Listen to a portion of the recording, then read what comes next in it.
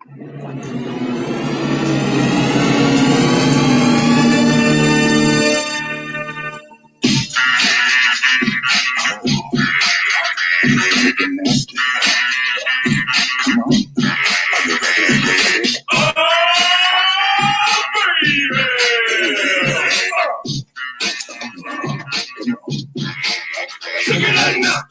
back to the perpendicular mouse.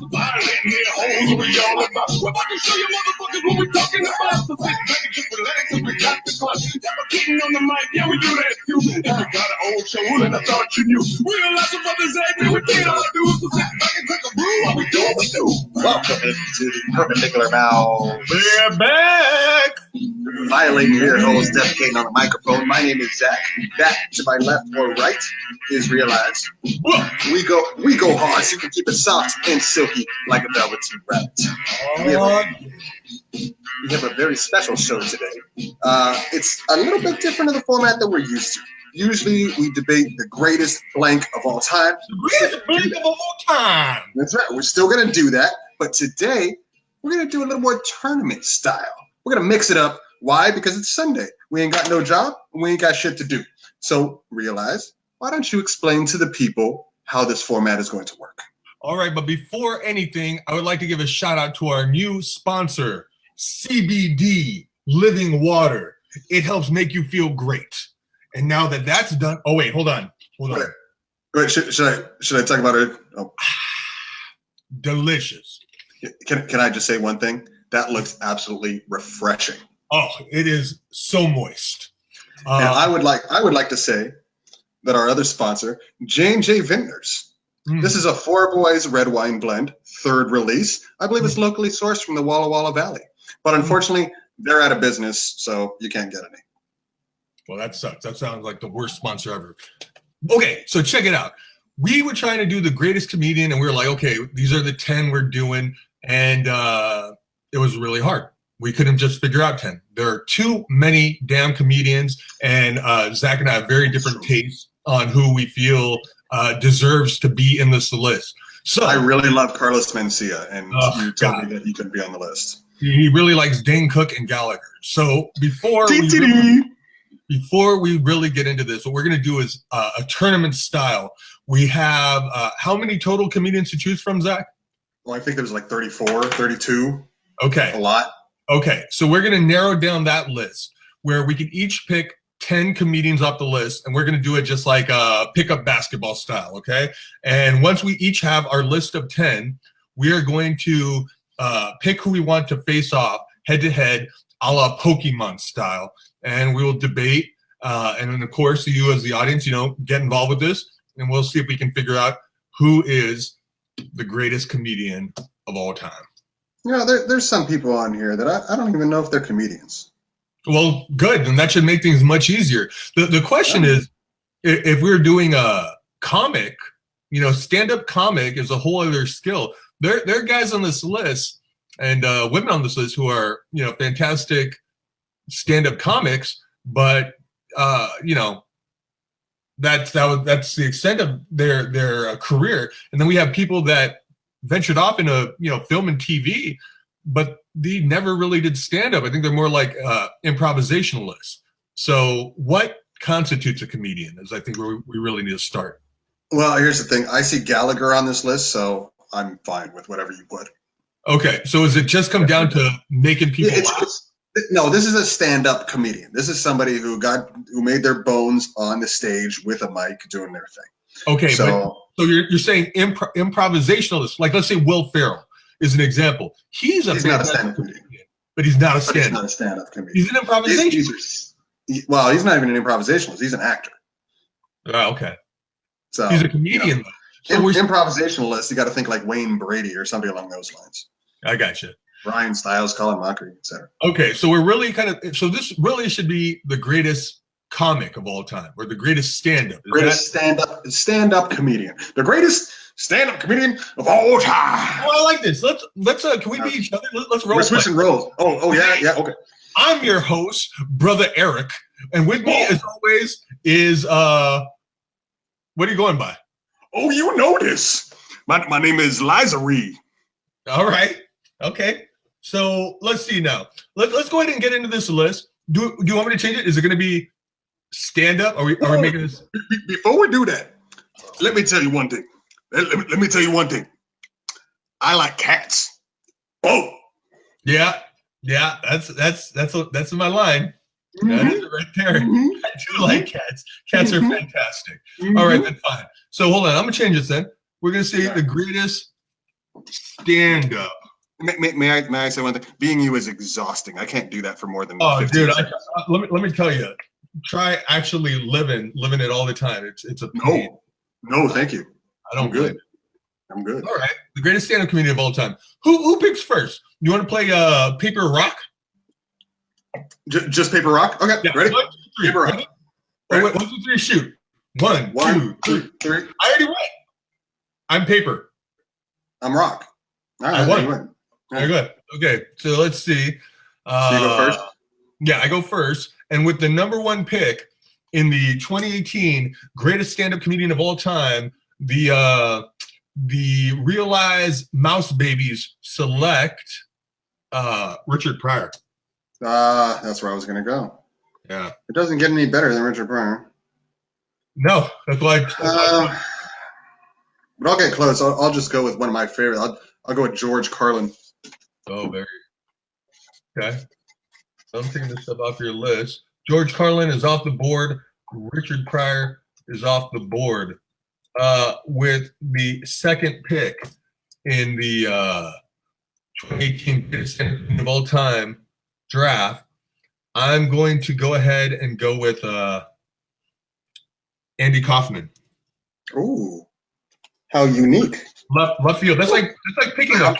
That's like picking up. You know, right away. Most people would have waited till the 9th, but no. Andy Kaufman, man. Hey, he speaks to me. He has some crazy stuff, man. All right, you go Andy Kaufman.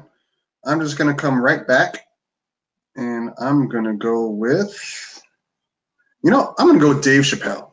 Yeah, that's gonna be a popular choice. Because that guy's just funny. Plus, I saw him outside my office in Santa Monica. Oh yeah, I had lunch. Yeah. I had brunch with him in Most Def. So That's true. That is true. You know who I was hanging out with last night? No joke. No. William Hung. You know who that is? She bang. Yeah.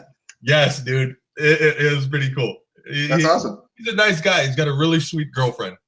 That's good. Shout out to William Hung. Yeah, there'll be photos soon, but Very nice. Okay. Let's see. So who'd you take? Chappelle, right?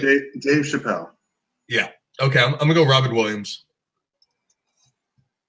And see, there's one. He did do some stand-up, but we'll get into it. Yeah. All right. Well, if you're gonna go there, I am gonna have to go with. See, this is tough. See, you know what? I'll go with Jerry Seinfeld. I've heard of him. Yeah, big time. Big time. All right, you're going Seinfeld. Mm-hmm. I am going. Oh man, I love this guy, but he's not going to win. Okay. The heart wants what the heart wants, but I'm not going to. Kevin Hart wants? No. Oh God. There's so many that are just problematic, but this is a really good list. There's a lot of. Okay. Oh, Eddie Murphy. Good call. Yeah. He was one of my next two. Well, since you took Eddie Murphy, then I'm going to take the other one that I was going to choose is Chris Rock. Yeah. Okay. Oh God, man. All right. It's good. Yeah. Well, and here's the thing: it's not like it's so thin. It's so thick. There's so many good comedians. That's part of why That's part of why this is just picking 10 would have been too limiting. There's too many people, and it is subjective. There's certain things that cross over, but we could have done like we did with 90s hip hop and just done like 7 shows about it. Right. Yeah. And played like little bits of their material. It's just like a lot of work. I don't know that kind of time. You know what? Fuck it, man. With the number 5 pick, I'm picking like when you get a running back and you find out they like used to beat the shit out of their girlfriend or like have all these issues. With the number 5, I'm going Louis C.K. Oh, thank God, because I thought you were going to go with mine, which is Bill Cosby. I see. That's the whole thing. I didn't know he's there. You see. No. Now, see, here's the thing. Just not 2 hours ago, we went out for dinner in downtown and went into this store. It's like a thrift store. It's called Hot Poop. Hot Poop. And Hot Poop is the name of the store. Hot Poop. Shout out to Hot Poop in Walla Walla. They have, this is a thrift store, but they have a bunch of records, like, actual albums. And Nadine, as we're walking out, my fiance says to me, they have Bill Cosby When I Was a Kid on record.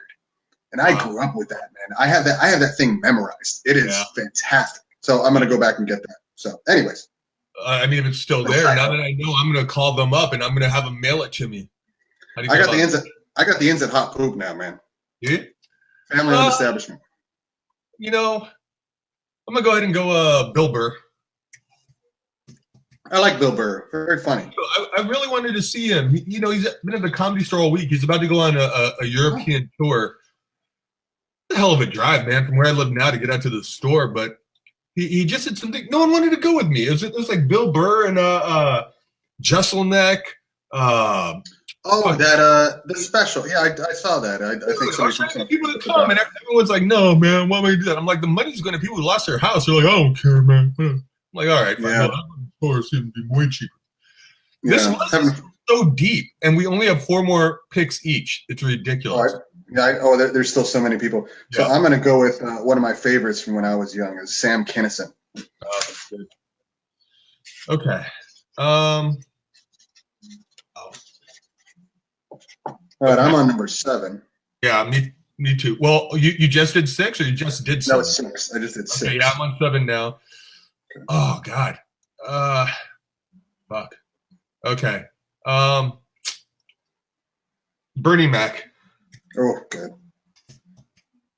It's just hard, when people their careers were cut short for whatever reason. It's like there's so much untapped potential. It's like for our purposes, it seems really really tough. Oh my goodness. Sup. Someone said sup. I can't see who. It just says Facebook user for what we're looking at right now. So, but sup to you too, homie or girl. Okay, I can't believe that this person's fallen to me. This is like a 5th round, 6th round, 7th round steal right here. Yeah, that's what I'm saying. This is a first rounder right here, dude. Steve Martin. Yeah, I saw him. I mean, there's a couple. That's what I'm saying. There's my goodness. The people that are going to make it to the also rans are ridiculous. Oh, I know. All right. You got your number 8? Yeah, but the one I want, I can really fight for it. And this is not them, but they have to make it. So with 8, I'm taking Rodney Dangerfield. Oh, that's where I was going. I had a whole setup for it and everything. I'm like, cut an 8th round. He gets no respect. He gets no respect. Oh, man. I know. I can put on a good argument for Rodney, but okay. So. All right. I'm just going to go with one of my favorites, and then Jim Gaffigan. Hot Pocket. Oh. And just so you know, he has a girlfriend who is Asian. She's very Asian. She's a panda. Yeah. I didn't realize who Gaffigan was until you went, I did this voice. And I was like, oh, yeah. No, he's hilarious. Yeah, when he does like the little side talk with the... There's people on this list that 100% deserve to be in our thing, but I don't have enough information on them to really debate them fairly. Sure. People get pissed off when they see who didn't make this. Oh, of course. People's favorite comedians are not going to make it. Oh, you know what? Some of my favorite comedians are not going to make it. Oh, man. I'm really thinking I'm going to have to choose someone just because I love them, and I'm never going to be able to make it. They're not going to make it that far, but I'm just like, they're too damn good. Mm-hmm. Okay. Shit. Poop. Poop. I mean, hot poop. Hot poop. Hot poop. Shout out to Hot Poop. Oh, fuck, man.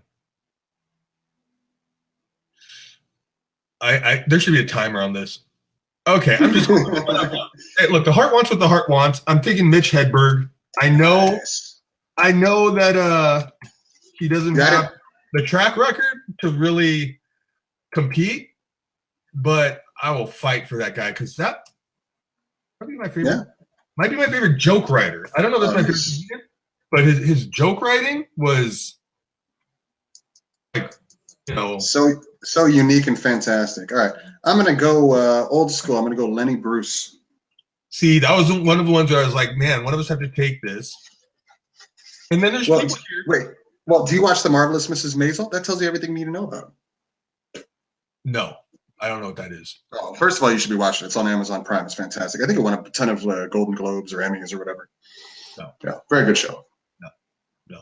I'm gonna put down my list. Because I got number 10 already. You already know? Mm-hmm. Okay. Oh man. Do we have any women? Do you have any women on your list?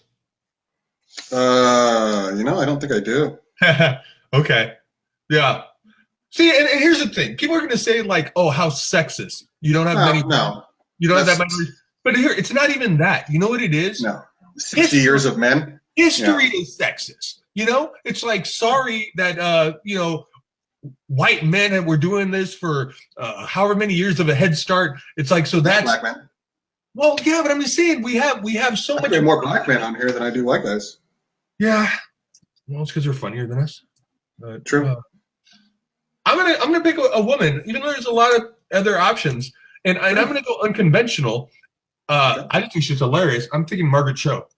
Sure, absolutely. I saw her live. She's fantastic. Yeah, and she's a pro. You know what I mean? Like she does it. She nails it. Oh, she's great. Hi, my name is Gwen. I'm here to wash your vagina. Okay. All right. My number 10 wasn't on your list, but I'm going to kind of go the opposite. Okay. I think you know where I'm going here. Oh, you do? I don't. Mm-hmm. You don't? I don't. It was the king of the rednecks, Jeff Foxworthy. Oh. Like, okay. We're talking commercial success. You got to talk about Jeff Foxworthy. Oh, okay. Yeah. How many more people have something as memorable or not memorable, but as identifiable as you might be a redneck? I don't know. It doesn't speak to me. But okay. So let's do this then. Should we pick one more each for the playing round? Just some one more random. How about two women? For the plan? I feel like that's like just throwing them a bone. I think we should pick the two best. No, you want to go two women? You want to go Silverman versus Schumer? Do you want to go down the list and we can just No, say that because I'm going to talk about the also rants. But okay, you want to do that? We can go. There's Silverman, there's Schumer, and then there's Moms Mabley, but I don't think we have enough information. And then it's just I don't know who Moms Mabley is. Okay, I'll get into it. Let's do Silverman versus Schumer then for the play-in. We'll start there. Yeah, they might be the best. I mean, the only other one I see on here that might make the list for me is Kevin Hart. Oh, okay, hold on. Don't give too many away. Yeah. That didn't make the list. Let's. I already said Kevin Hart earlier. Son of a bitch. Hold on 1 second here. Let me do this then.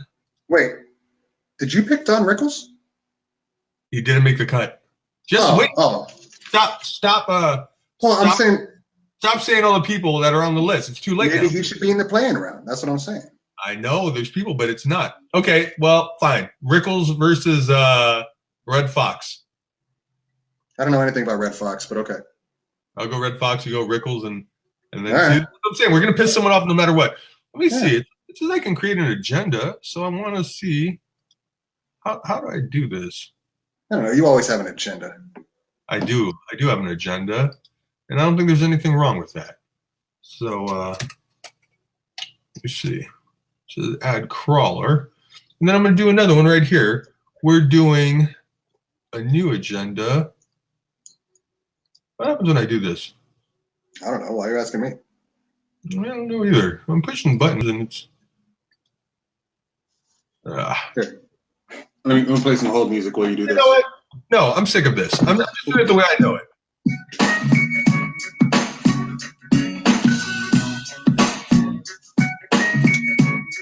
There's some hold music for you.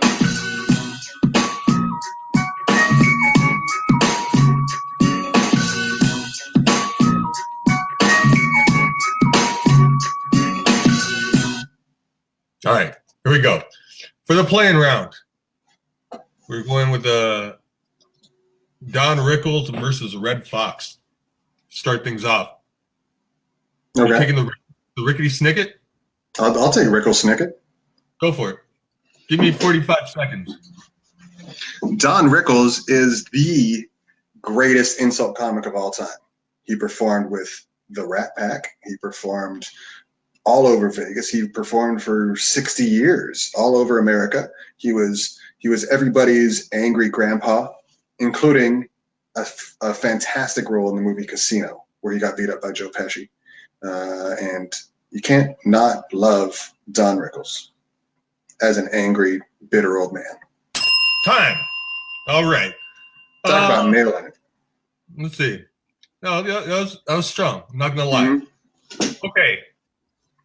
Red Fox is like the beginning of black comedy. He was up there on stage when segregation was still a major force in America. When racism was right in your face. He was born into a time when there was still separate colored drinking fountains, and you know, the civil rights era was going on, and he was a voice of comedy to uplift the people that didn't have an opportunity to speak for themselves. He birthed the whole movement of Richard Pryor and Eddie Murphy, which went to Chris Rock, which went to Chappelle, which went to Kevin Hart. Now, none of that would have really had an opportunity to take place without Red Fox. So he may be the godfather of non-conventional black comedy, or I should say ultra black comedy, because Bill Cosby was whitewashed. Is that fair to say? I don't know what to say. How dare you? What? He was funny. Did you just ring your own bell? Yeah, because I didn't have anything more to say, so I didn't want you to press me, and I just figured like that was 45 seconds too. So yeah, that's time. Mm-hmm. Okay, but I gotta ask you this: was Red Fox funny? I mean,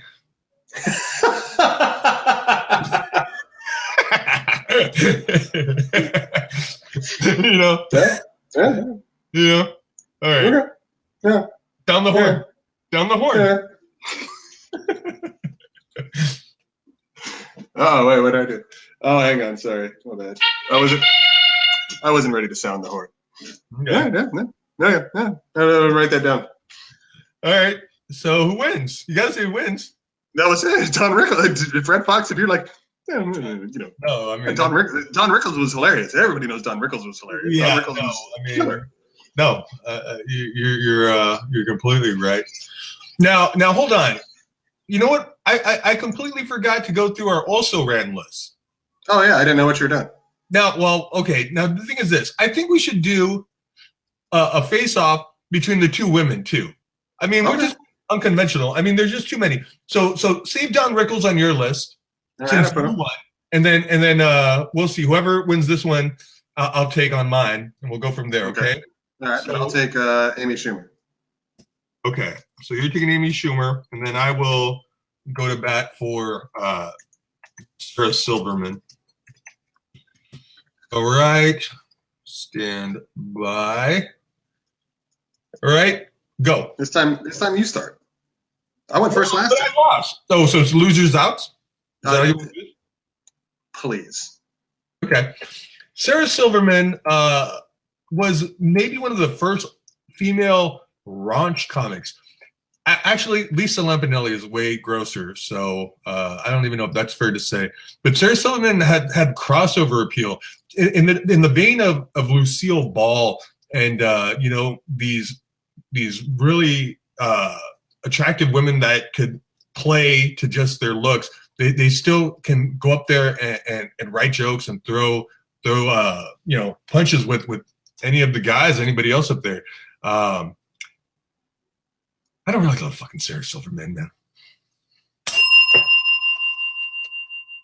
Did you just completely bail at the end of that? Yeah, because I tried. I like her better than Amy Schumer. How about that? Sarah Silverman's hilarious.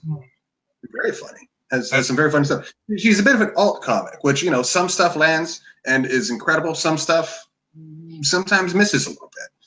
But Generally very funny. How funny is the vagina? Depends on how many different ways you could present it. And she's presented it in every single way possible. Yeah. So Amy Schumer is also a bit raunchy. She's very self-deprecating. She's one of those that plays against the prototypical hot woman comic, right? Like for a lot of years, it was like you got to be attractive as a woman to be able to be a comedian. Amy Schumer's attractive. That's true. Amy Schumer's attractive. I'm not saying she's not, but she plays on the other side like, oh, I'm not attractive, I'm not this, because she's not conventionally like movie starlet type of girl or whatever. So that's her big thing. Her stand-up's funny. But where she really got famous was when she did the show. Her sketch show is very funny. She did one of the funniest sketches I've ever seen with that 12 Angry Men jurors rip-off thing, which I think was nominated for Emmys, if I'm not mistaken. But very funny, very well done. I'd say she's probably more known for her show now than she is for her stand-up. But her stand-up's very good too. That's it. All right. Yeah. You have an opinion? Personally, I prefer Amy Schumer over Sarah Silverman, but that's just mine. I'll go with it just because, and I'm not an Amy Schumer fan, really, but she's Jewish. No, Schumer is not Jewish. What? No, but the thing that I was really impressed by is she wrote Trainwreck. Very funny movie, yeah. She wrote that. Yeah, it was very well done, and she did a great job in it. Yeah. No, she's a good actor too. LeBron James, who did not make the list. No, most comedians, not all, most comedians, you got to be a good actor because you're up there playing a role essentially. So she does it very well. You know what the best thing that came out of the best thing that ever came out of Sarah Silverman was? Jimmy Kimmel. Mm. I knew where you were going. Yeah, I was trying. It didn't work. It wasn't. Yeah. All right. Schumer? Sure. Okay. Well, what are we going to do with these? So they're both. I don't even know what we're going to do. Well, okay. So let's go ahead and let's put Schumer to the test against Don Rickles. Schumer to the test. Oh, I don't think that's much of a test though. Don Rickles did it for 60 years. Amy Schumer is my age. Well, I'm sorry.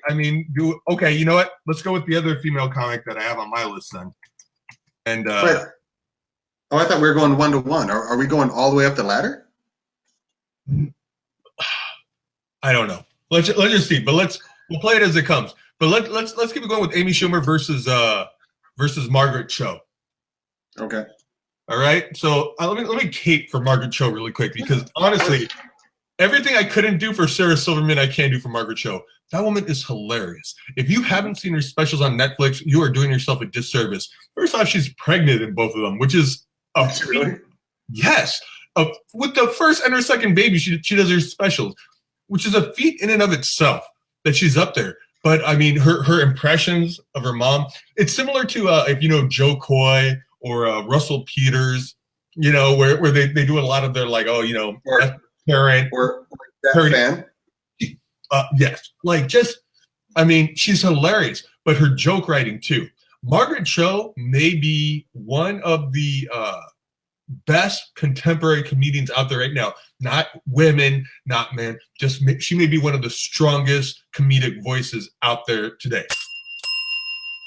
Absolutely, she's a pro, man. I've seen her live. She's fantastic. She's tight, handles her business. Am I supposed to do again for Amy Schumer? You don't have to. We already heard it all. We just did it. Amy Schumer, she's charming. She's a very good actor too. Better actor than Margaret Cho. I'll say that. But I thought we were. I don't think Margaret Cho acts. But this is now the greatest stand-up comedian of all time. Is what we went with. Yeah, of course. Yeah, I would say that Margaret Cho is probably better than Amy Schumer. Specifically for the reason that she's been doing it for 30 years. She's got a longer track record. You can lay her stuff against Amy Schumer. Head to head of what their funniest jokes versus funniest jokes, I might go Amy Schumer. Well, but it's just as far as the totality of their work, though. I can watch Margaret Cho's specials over and over again, man. She's great. They're good every time. Yeah, but who wins? I'd probably say Margaret Cho. All right, man, sound the horn. But by virtue of her being older. Oh, I know what I'm doing wrong. Anyways, so what do I do with Amy Schumer's name? Do I cross it out? Yeah, get rid of it. And before we see who Margaret Cho is going up against, I want to talk about the people who didn't make the cut. Okay. Can I do a quick audio test while you do that? Sure. Are you doing it? Yeah. There we go. There it is. That's what just happened? Test. What did you do? You put it in your ears? Nope. I did. Oh, I see. I get it now. I got to do this. Oh yeah. You don't even know what I'm doing. You don't even know what I'm doing. Really? You have no clue. Weird. Oh yeah. Oh, too close to the camera. It all makes me uncomfortable. It all makes me uncomfortable. All right. You want to see what I'm doing? No. You want to see what I'm doing? Get the hell out of here. Get the hell out of here. Okay. Okay. So look, Bill Hicks did not make the cut. I've never heard of him. Okay. Boom. There you go. Sorry, Bill Hicks. Okay. Ricky Gervais. Now, Ricky Gervais is very funny. He started The Office. Yeah, he was one of the No, it was his show. It was his show. Now, I don't know if he was one of the main writers on it, but I mean that's that's what you just said. I mean, I say a lot of things. Look, Ricky Gervais is. I put him like a Dave Chappelle in that when he just stuff that he says is just funny. Like his just being is funny. His laugh you know is. I mean? His laugh is funny. His accent is funny. His affectation is funny. He's just a funny guy. Right. I like Ricky Gervais. Did you ever see that show that he was doing for a while? The Ricky Gervais show? No, Pinkleton or Pinkelman or whatever. He's like sending some guy all around the world to like the 7 wonders of the world and stuff. An idiot abroad. You ever see? No, I assume that was like a play on his podcast that he had. He had a podcast with. Oh, with Pinkleton or Pinkelman? Yeah, whatever it was. Yeah. So. I don't know which came first. The chicken? Yeah. Okay. You'd be so lucky if this podcast ever turned into an opportunity for you to go abroad. You know, like just be like, we're sending Zach out into the world. Zach, go enjoy Egypt. Hey, I'm getting married. I'll get on abroad someday. Oh man. You had one earlier. You had one earlier with the funniest thing to come out of Sarah Silverman. I get one too. Okay. All right. Fair enough. Kevin Hart. This is surprising, okay? A lot of people might be like, what? You know, you snubbed Kevin Hart. How can Kevin Hart not make the list? But I'll be honest with you. Although Kevin Hart, I've heard is a beast as far as, you know, if you go see him live in his stand-up. Mm-hmm. To me, he is a facsimile of better black comics. I mean, is that wrong to even think that? You know, for a best of list, there are other comedians that I just thought were better. I'll say this: I like Kevin. Kevin Hart's another guy where he's just funny. Everything he says is funny. As an actor, he's hilarious. His stand-up, when I watch his specials, I laugh a lot, and that's saying something. That's kind of the point, right? But I've also realized that is the point of stand-up comedy is to make people laugh. Yeah. But I was also able to figure out his formula. He gets like 3 or 4 funny things and then just keeps referencing them and does a bunch of physicality around it. So basically it's a lot of the repeat joke. He gets one thing that works and then just beats the crap out of it until it's dead. And, you know, I appreciate it. But once I figured it out, he dropped a few notches for me and I was like, okay, I get it. Yeah. I don't, you know, and that was it. So I do like Kevin Hart, but, you know, I don't see him. I don't see him. Every now and then we're getting some feedback from you. It's the audio. It's happening on your end too. So it's just the way it goes. Okay. Yeah, I don't know. Conan O'Brien, which is surprising. I do think no. He's not a stand-up. Well, that's why once we turned it into stand-up, you know, he didn't make the cut. But that guy, he's just smart as hell. Oh yeah, went to Harvard. Yeah, that guy's. He's great at what he does. How about that? Yeah, But what he does is not stand up. He did a live show when his show was on hiatus, but that wasn't, he's not a stand up comedian. He's a writer, he's a talk show host, and a comedian. But the weakest part of his show is always his monologue. Yeah, but those aren't all his jokes. He's got writers. Well, no, but I know, but he's not, that's not his thing. And by weakest I mean it's hilarious. So, it is what it is. Right. And well, he didn't make the cut, so there you go. This one was surprising to me. Patton Oswalt didn't make the list. And Patton Oswalt is very funny. Yeah, he is. I could have taken him. Yeah, he's gonna be pissed off once he watches this show. I'll call him. I'll let him know it's not a respect thing. It's just how does he put himself against Bill Cosby? How many women has he put down?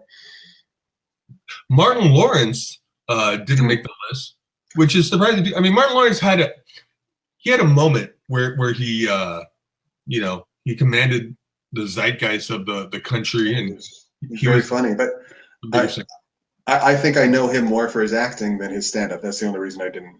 You know what happened? I think once Eddie Murphy had kids and stopped touring and really doing stand-up and was just focusing on movies, I feel like Hollywood really tried to fill that stand-up comedian void with any funny black comedians like that they were really finding, and they're trying to just like test them all out. And you mean like Sinbad? No, but like Martin is hilarious. It's like there are these guys that all came out of like the Def Comedy Jam time, and they're great, but like D.L. Hughley, Martin, D.L. Hughley, another very funny guy, yeah. But they're just, to me, they're just not even Cedric the Entertainer, Ellen DeGeneres, all those good black comedians. Right. They just, to me, it's just when you're competing against the best of the best. We got Richard Pryor, we got Eddie Murphy, we got these guys that are already on the list. We had Red Fox. It's like, sorry, not everyone was going to make the cut. And by the way, Ellen DeGeneres was not on our list, which I blame you for that.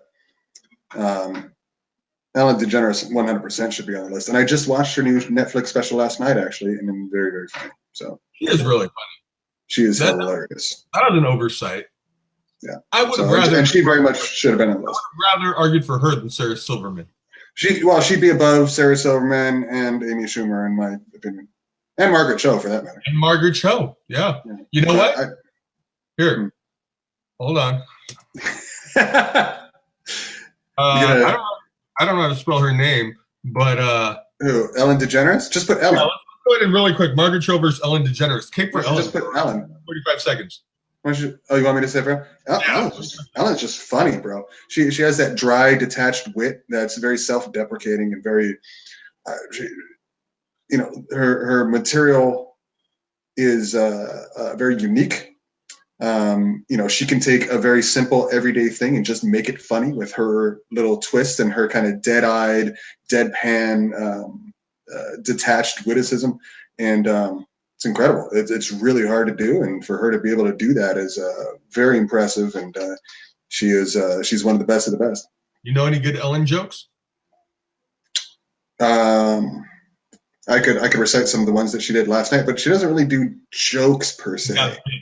More of hers are like bits, like she started with like a 10-minute bit about why she wanted to return to stand-up was, I don't want to give it away, but because things are so, she's relatable to the people. And she's like, so I asked my butler, I said, hey, do you think I'm relatable? And he said, yeah, of course. And went on for 10 minutes about everything. And it's just. Right. Well, I think she's the highest paid female comic right now, which was something that was pissing people off because you know how that list circulated on the internet? It was like the Forbes 10 highest paid comedians in 2018, and there are no women. People made the point that it was something that Ellen didn't make the list when guys like Jeff Dunham were. But people love Jeff Dunham. He's not on our list, and but I mean, you have to respect what he does. I picked Jeff Foxworthy for a reason because commercially successful comedians are they're a thing. Dane Cook is another example. These guys that don't necessarily get like the wide respect.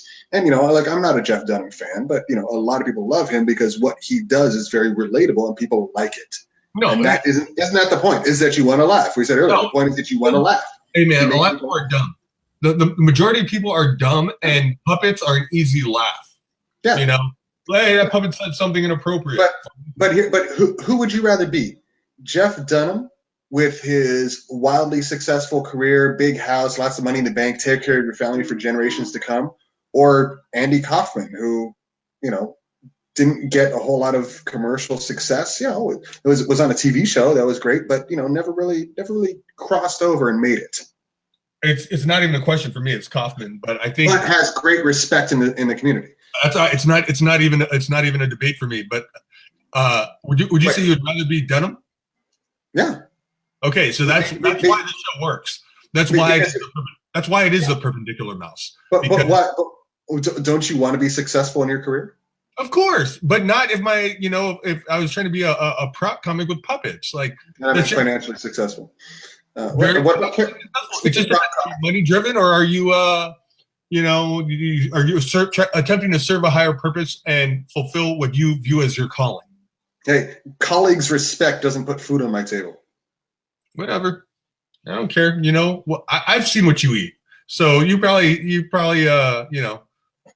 I don't know. You're right. Colleagues respect. Yeah, you're having dinner right now. This wine ain't free, son. That's all I'm saying. Okay, so Margaret Cho or Ellen DeGeneres? Sound the horn. For me, I say Ellen. Okay, do it. The horn has been sounded. I mean, that's the way this thing goes, man. Is like, I'll how do you spell DeGeneres? DEGENERES. Oh, just put an E in every other letter. I did two N's before. Okay, let's talk about some more. We got three more that didn't make the cut. Mom's Mabley. You don't know who that is? That's a girl? I've never heard of her. An old black woman. This was the same thing, like around Red Fox time. And she had a joke where she said she's seen people with, like, I think this is like getting towards the 70s or something now. And she had a whole bit where she's talking about how she'd see people who would put an earring in their tongue, instead of saying a piercing. I've seen you with the earring in your tongue. And she's like, I used to put balls on my tongue too. I just didn't leave them there. But it's she really does it up. Like she goes out in a muumuu and like a bucket hat. And she sounds like the character in Marvelous Mrs. Maisel, played by Jane Lynch. Okay. Well, there you go. Jane Lynch is very white. Right. So I mean, but that was her whole thing. She's just like, oh, I'm an old stumbling, bumbling black woman. Here I come. But she was just sharp as a tack. But she just played that character. She played the character. Yeah. Right. And she was great at it. Hilarious, dude. YouTube some of her stuff, man. Mom's Mabley. She's if Red Fox is the godfather of black comedy, I'd say she's the godmother. Did they ever do it? Sword fight? Start a fire with two sticks? Create Christianity? Got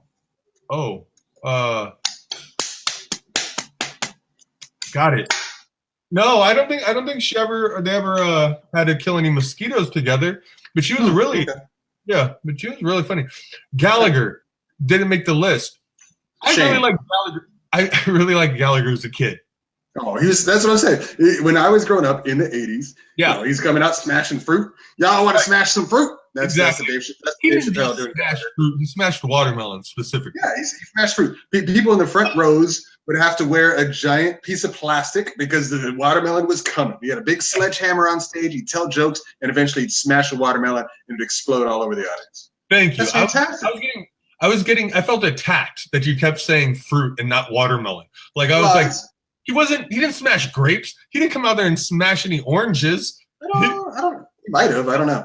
No, I'll tell you right now. Known for the watermelon. He smashed watermelon. That was his shtick. But what I did was Dave Chappelle's impression of Gallagher, where he comes out and he goes, "Y'all want to smash some fruit?" Yeah, that's funny. Yeah, that's funny. First of all, I do a very good Dave Chappelle. I don't know if you noticed. So I mean, you should have picked up on that just like immediately. You're right. My fault. Yeah, man. Okay, but he didn't make the list because, duh. But you know what? I'm his Facebook friend, and he goes live. The old Gallagher? Yeah, where Really? he goes live. It's hilarious. Oh, that's awesome. Yeah, I'll try to find his first name when he goes under, and I'll say, well, just put in Gallagher. Yeah. Put in Gallagher, and I don't know, you might have 5,000 already, but yeah, he'll just come up every now and then, and just start going live, and just like it's Gallagher doing his thing. He'll smash some fruit. He doesn't smash any fruit anymore. No, yeah. So what's the point, right? Well, it's kind of like Bobcat Goldthwait. It's like once the '80s are over, you gotta move on. You know. He directs. He directs a lot. Oh yeah. He actually, I think he was directing. And he doesn't do the voice anymore. He's retired the voice. What did he direct? He directed he's directed a couple things. I don't remember the names. I never saw them, but yeah, he's been successful the last few years. He might have been directing some of the Louis. You know, that's possible. Okay, let's see.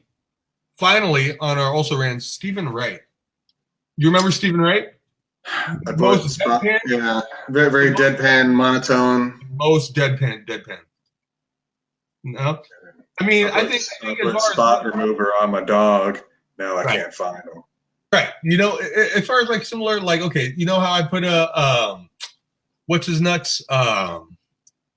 What is his nuts? Mitch Hedberg on my list. In a similar vein, I'd say that Stephen Wright, like maybe it's hard to say he started the extreme deadpan delivery, but he was the first person that I remember that was their shtick. Yeah, I'm sure there was probably other, I'm sure, but yeah, it's you know he has his place. You know, I'd say that comedians like Brian Posehn do it much better. Who's that? Brian Posehn. He's you've seen him in a bunch of stuff. He's tall, big guy, balding with glasses, big nerd guy. He's in a ton of stuff. Well, he was on the Sarah Silverman show. He was. I know who you're talking about. Yeah. Beard, where his chin should be. Yeah. And no chin where his beard should be. Right, exactly. Yeah. Just like me. That's why I have a beard. We protect our nose. Why we all have beards, brother. That's what beards are for. Yep. That's what beards are for. All right. Let me see. Oh, it's good. You feeling it? You been working out? No. You been out there sunning? Getting a lot of sun out there? No, there is no sun here. I am going to be so pacey. I have my bachelor party coming up in May in Lake Havasu, Arizona, and I'm going to be the whitest man in the entire lake. Oh, yeah. Come on up. Yeah. Invite all the perps. Yeah. Just show up on whatever day you feel appropriate in May. We may or may not be there. You know what's funny is I'm working graveyard right now, so I get no sun, and I still feel darker than you. And well, part of it is I'm wearing a black shirt. So, but you know, I still got a little bit of up here is pretty. You know, okay. It is what it is, bro. Your t-shirt is darker than your neck. Yes. Well, here's what I'm gonna look forward to is as soon as it gets above like 40 degrees, I'm taking off my shirt. I'm going out. I'm doing some yard work. We're getting some sun. Oh yeah, we're getting some sun. Okay. Yeah. No. Yeah. I got to get my reps in so I can be looking appropriate on your houseboat. Oh. Yeah, you gotta look good. Look good. Mm-hmm. For the fellas. When you get on that jet ski, you got to show off for the lady. When you're revving the jet ski, your arms got to be popping. Look, you preaching to the choir. Okay, so let's keep it going. We got Ellen DeGeneres versus who? I threw Margaret Cho out there last. Who do you got? Yeah, maybe just start on the bottom of your list and work your way up. You just want to go 10 to 1? Yeah, we can do that. Well, yeah. Margaret Cho versus Jeff Foxworthy. Okay. That's interesting. Or Ellen. Is it Ellen versus Ellen? Jeff Foxworthy. Ellen versus Jeff Foxworthy. Well, here's the thing. So we've discussed Ellen. So Jeff Foxworthy, he's had a lot of success, man. I mean, how big was the Blue Collar Comedy Tour? You said it doesn't speak to you, but it spoke to millions and millions and millions of people. It spoke to everyone who voted for Trump. It spoke to everyone who got Trump elected. Oh no, it was very funny in general. Like I like Jeff Foxworthy. I didn't vote for Trump. I don't even like Trump, and you know. It is what it is, but what about the Trump? His comedy was funny. You know, he had his mustache and his tight jeans and his red hair, and you know he had his Southern drawl. He had his thing, man. He was the picture of exactly what he was. Like when you picture a stand-up comedian, you look at him and you go, I know what he is. And then you hear his act and you're like, that matches exactly what I see. He had it down, man. And his "you might be a redneck" is kind of high-pitched voice, and he's like, you might be a redneck. It's just it's fantastic. His whole thing was great. He's a one-trick pony. You know, like you're right. The "you might be a redneck" string of jokes are funny in the same sense of "your mama's so fat." Like it was a good shtick, and it worked because he did obviously have a demographic. Middle America, the heartland, was eating out of the palm of his hand. You know, he spoke to a lot of the more rural country middle American folks.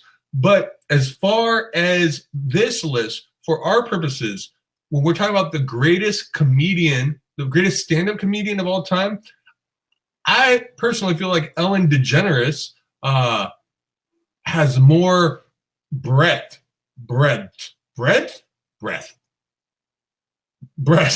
She has more breasts than Jeff Foxworthy, and probably true.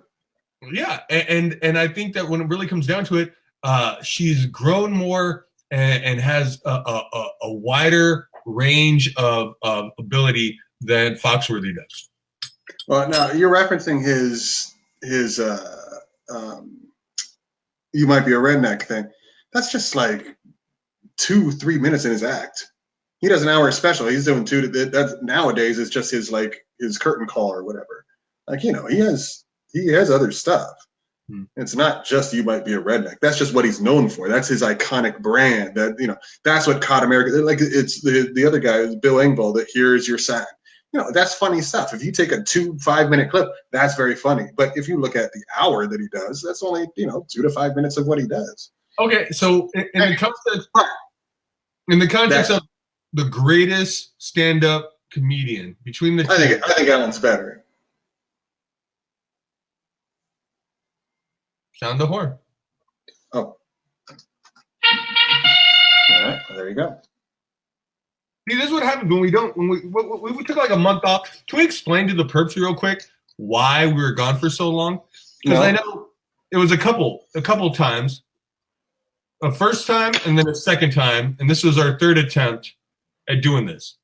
So do you want me to explain why the first time it didn't happen, or do you want to explain why the second time didn't? No? Okay. Well, but I mean, yeah, we can. I don't even remember why. The first time was the audio issues. Right, and then figure out the audio issues. And I thought it was all on your side, and then today it might have just been. It might have been that I didn't have the volume on my computer. And then you clicked a button, and I went, oh, because I said, yeah, I'm on my phone now, bro. This is supposed to work. So the whole time it was just your volume. Is that what it was? I don't know exactly. It might have been because awesome. I did click the volume up, and immediately it wasn't like the volume was down. The volume was in like the middle place. I clicked it one time, and I could hear you. It was muted. It might have been. Well, no, it wasn't muted. That's what I'm saying. It was showing the volume. I don't know. I don't know. It might have been. And then the good news is I only spent about like an hour looking through my computer trying to figure out what the problem was. So I think it wasn't that much. Good. And then the second time, I'm sorry. And then the second time, do you know? Do you remember why we didn't stream the second time? I don't remember the specific. Well, I don't think I know the specific reason, but I mean I know the reason. You want to tell them, or should I spin it? Oh no, go ahead, please, by all means. Because I just got my fiance went out of town, and I hung out with my friend Gopher, and we just tore one. You tore one on? Is that what you call it? You tied one on? Tied one on. We tied one on. Yeah. Hard. Oh, I know. Yeah. So I would say over the years, we've probably canceled on each other for that specific reason. Probably more close to a dozen times. Yeah. So that's probably me more than you, but yeah. Yeah. So that's why I just ended up texting like the night before, I was like, I think I should be able to do it. And then the next text was like, no, I probably won't. I think I'm not going to be there. And then the next day is like, oh yeah, we can do this. And then later on that night, it's like, oh, I definitely can't. So I apologize twice. See, what we should have done is we should have gone old school, and we do the video cast, and basically we just get ripped. We just get ripped. I remember one time I just had sunglasses on because I couldn't see straight. I can't see straight anyway. I just had sunglasses on. I'm just laying down. We're doing the whole thing. I'm just laying down. And I was eating a burrito. And then you were eating a giant burrito. Yep. That's classic perpendicular mouths right there. Yeah. Oh well. Just got old school. I put the glasses on and we'll just got a giant, and I should have just had a burrito. It's a giant ass burrito. Oh man, next time. Okay, so let's keep it going. Ellen DeGeneres versus Mitch Hedberg. Now, I like Mitch Hedberg. Oh, hold on. Even before we do anything, when I think of Mitch Hedberg, you know what he gets? You know what this is right here, Zach? You know what that means? I know exactly what it is. It's you kissing your fingers and then making them explode in your face in some weird motion. That's what it is. No, people call this a chef's kiss. I don't. This is me simulating Mitch Hedberg's rectum and me kissing it with the duck sound because I love that guy's comedy so much. Really weird. And then it's his rectum explodes right there. Well, what you're doing is really, really weird. Is it weirder than when Jameis Winston, the quarterback for the Tampa Bay Buccaneers, gave a pregame speech to his team and said, you know what this is, boys? This is me eating a dub. We're going to eat a dub to you, everybody. Did you ever see that? He went in and the whole team was looking at him like, whoa, you just no dicks. but you know what? Is that the photo? Well, is that the photo for this episode? Yes. Eating a dub. I want to make sure I get the thumbs up while you eat the dub. All right, fine. Yeah. No, but I'm gonna tell you right now. Just watching you do that, I didn't even see Jameis watching you do that. I'm fired up, man. Yeah, I'm fired up. I want to go light some heads. Draw. I want to go light some heads, baby. Let's do this. That's what I'm saying. All right, so let me just keep for Mitch Hedberg really quick. He only really has one special that I know of, and that was when he did his Comedy Central half hour. Mm-hmm. And I think it's magic, man. Like that guy was so in his zone in that special that it's top 5, I think, of like greatest specials out there. Top 5. And he had one. It was like his first main special. So that guy, his joke writing is incredible. His voice is so unique. His delivery seemed like he was a heroin addict. But, aside from all of that, I definitely think he is fairly in the debate for greatest stand-up comedian specifically, because of he was a master craftsman at what he did. It's guys like him which really make me realize, like, when I want to just like bullshit and joke, like, oh, let me go do an open mic or some comedy on a weekend or a random Thursday as just like, something I like to play with. It's like, oh no, I shouldn't even be doing this because there are people who devote their life to it as a craft and master it as a skill. And he definitely was one of them. No, it was way more than 45 seconds. Well, I have the bell on my side. I know, trust me. Yeah. Well, and all right. You want to talk about like master craftsmen, like, the stuff that you can quote. You were asking, can you recite one of Ellen's jokes? She's not that type of comedian, but Mitch Hedberg is exactly that type of comedian. My apartment is infested with koalas. Cutest infestation ever. Yeah. Escalator cannot break. It can only turn into stairs. Exactly. Yeah. Sign should read, "I'm sorry for the convenience." Yeah. Reese's Reese's Pieces, I never thought I would run into Reese. But if I see him, I give him his candy. I butchered that one. But I'm just saying, the guy, there's no fat, you know? It was just like clean. Boom, boom, joke, joke, joke, joke, joke, joke. And they are the type of stuff that, you know, it's like an earworm. You can go and you're reciting stuff back to your friends. He is right up there as one of the greatest purely stand-up comedians of all time. Yeah, and the only knock against him, because his material is hilarious. The only knock against him is that there's not much of it because he died. Right. Because he did do a lot of drugs, but he was very unique. He was very funny, and he had his whole own thing going on, man. It was almost like National Lampoonish, you know, like he was almost like the stand-up incarnation of National Lampoon, in that, you know, he had all these one-liner, funny, witty jokes, and it was just right. You know, he was like a living cartoon. You know, yeah, there's certain comics that they're caricatures. Yeah. They're like living, breathing caricatures, and that's, I'm sure, like, a lot of just who they are on stage. You know, that's not who they're going to be all the time, but just that persona, it's so sculpted that it's you know, it's a pleasure and a blessing to watch. Yeah, no, and here's what it comes down to, because, you know, I have great respect for what he did, but there's not much of what he did. So, you know, is it Ellen's longevity and hilarious material, or is it his short, dynamic material? What do you think? I think if we hadn't, you know, cut this down to being stand-up comedian, and it had just been open-ended greatest comedian, as we were talking about it before, then I would have said it would have definitely been Ellen. But because we did specifically bring it back to stand-up, I'm personally voting Mitch. I didn't know we were doing greatest comedian before. My list was all stand-ups. Yeah, no. Well, that's your fault. Nah, well. Oh, there we go. Sometimes it just takes a little while. I guess it's Mitch Hedberg. Beautiful. Yeah, that's my list. It's a new it's a new format. It's a new format. I don't know how this works. Well, drinking some. Hey, did you see LeBron James the other day walk in with a glass of wine, because he's injured right now.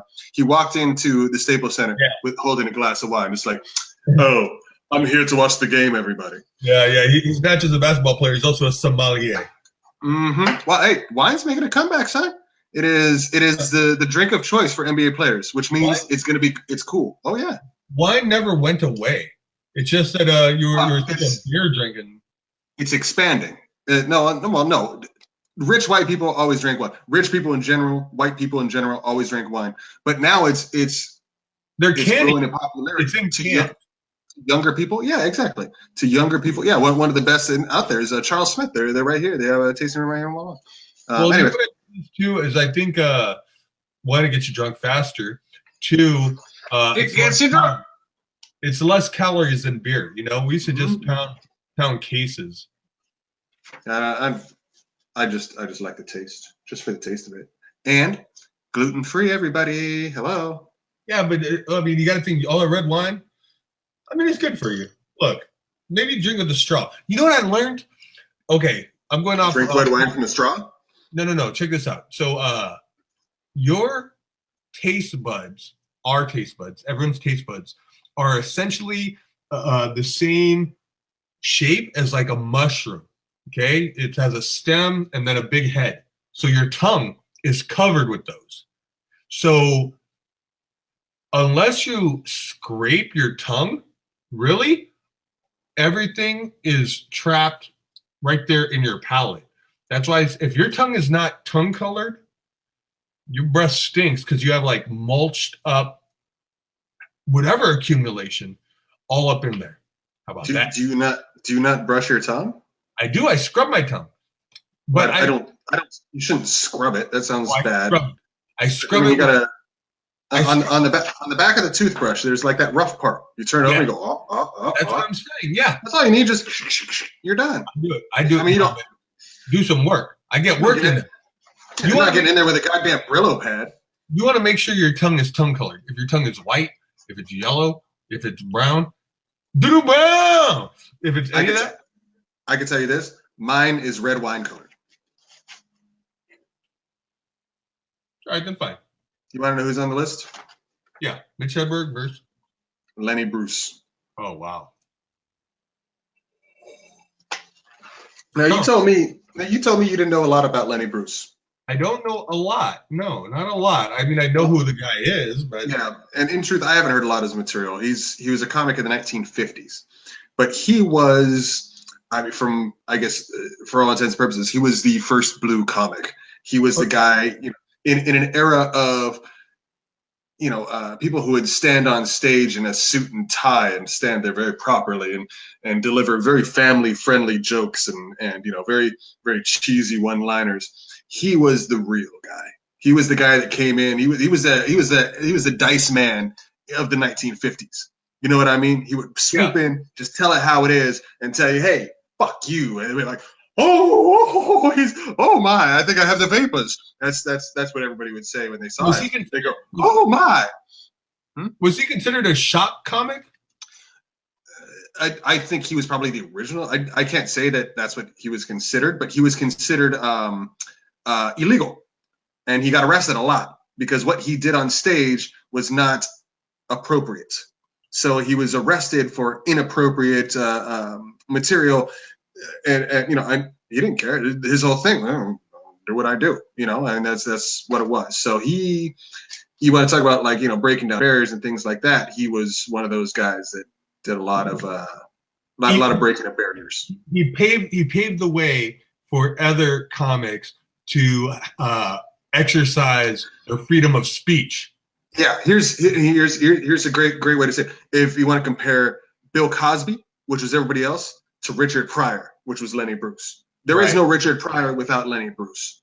You know what I mean? Like that's kind of the dichotomy that existed back then. Is that there was the clean stand-up comic with his sweater vest and the tie, and then there was Lenny Bruce, who was in the seedy underbelly of comedy. Look, man,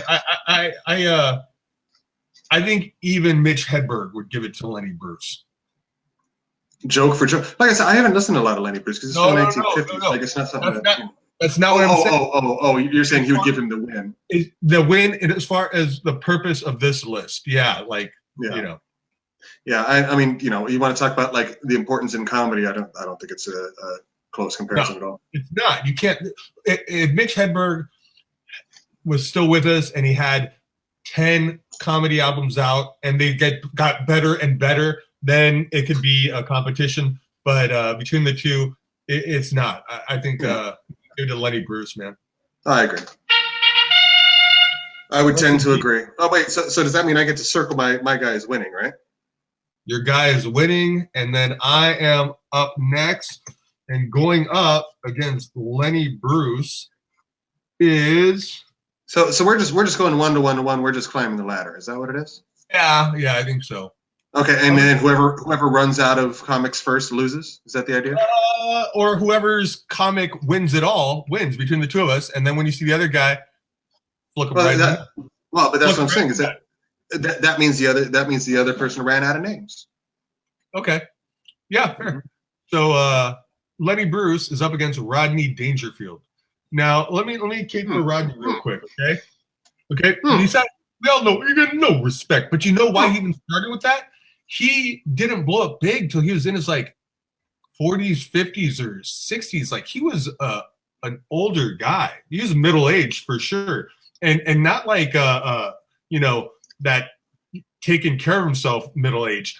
He looked 20 years older than he really was, but he just never got the traction until he was an older guy. But at that point, he had so much material that he was killing on stage. He could probably do an hour. He could probably do 2 hours because he just had years. He had a 20-year accumulation of jokes, and he had perfected his shtick. The guy was one of the greats, and that's not including his entire movie career.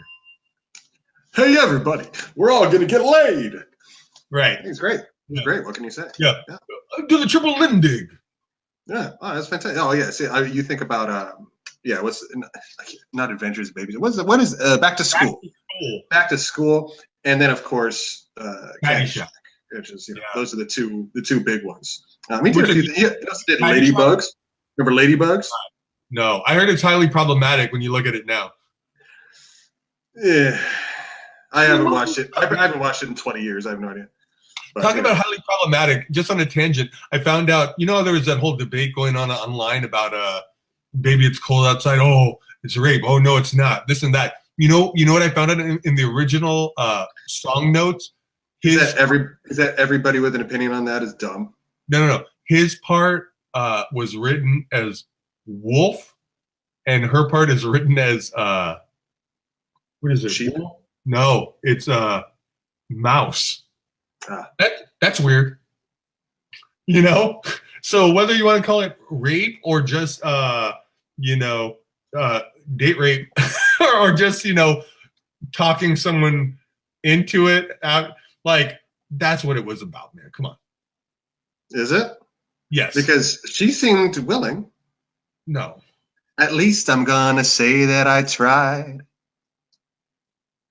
She just wants to maintain appearances. Let me tell you something else too. She wants it too. She's just trying to maintain appearances. It's a whole different thing. If you're talking about date rape, it's not. It's two consenting adults deciding on whether she's going to stay or not. It's a beautiful song. So let it be. Have you ever heard when they said if someone thought they're going to get raped, sometimes they're just more likely to accept it than fight back?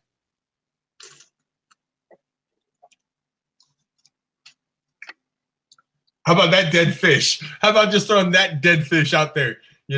All right, let's go. Do you want to discuss this? Is that where you want to go? No. Lenny Bruce versus Rodney Dangerfield. You got anything for Lenny? I mean, we've already talked about Lenny. I mean, we know his resume.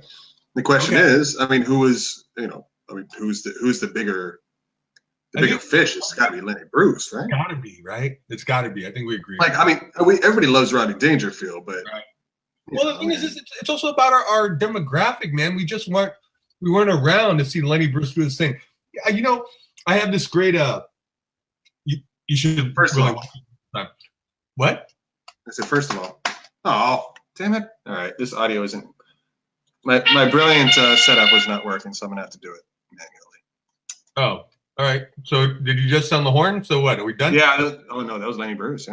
Yeah. Yeah. But you were gonna say, yeah, go ahead. Oh no, I was gonna say I have this DVD.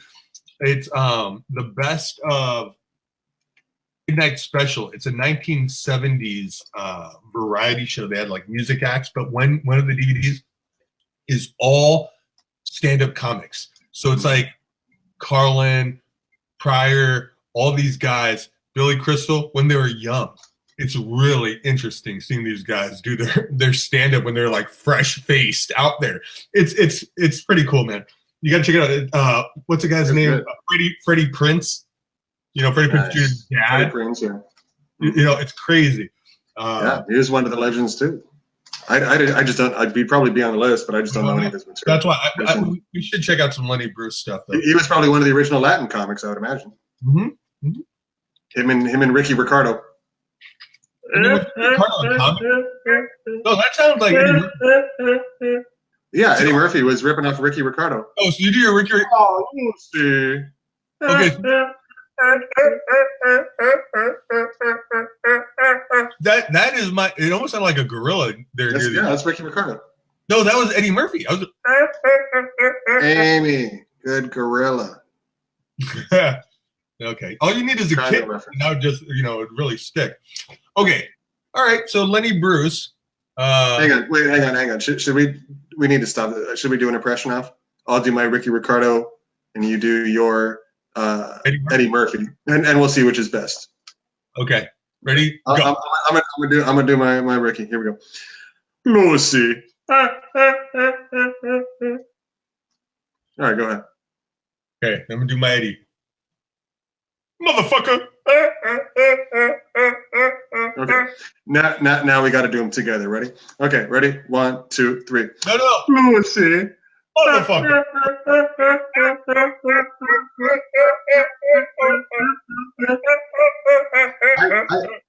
I think mine's better, but I will let the people decide. I'll let the Because people of the decide. audio, we got to stagger it. It's like you got to laugh, and then I got to laugh, right? All So right. you go first, and then I'll do it.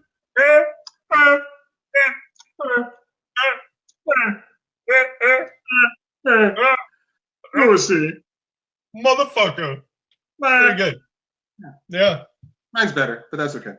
Well, you agree to be wrong. Okay, so Well, listen, I am the impression master. We can all agree on that. yeah. So Lenny Bruce, which by the way, you always ask if I'm on your left or your right. Point to your left.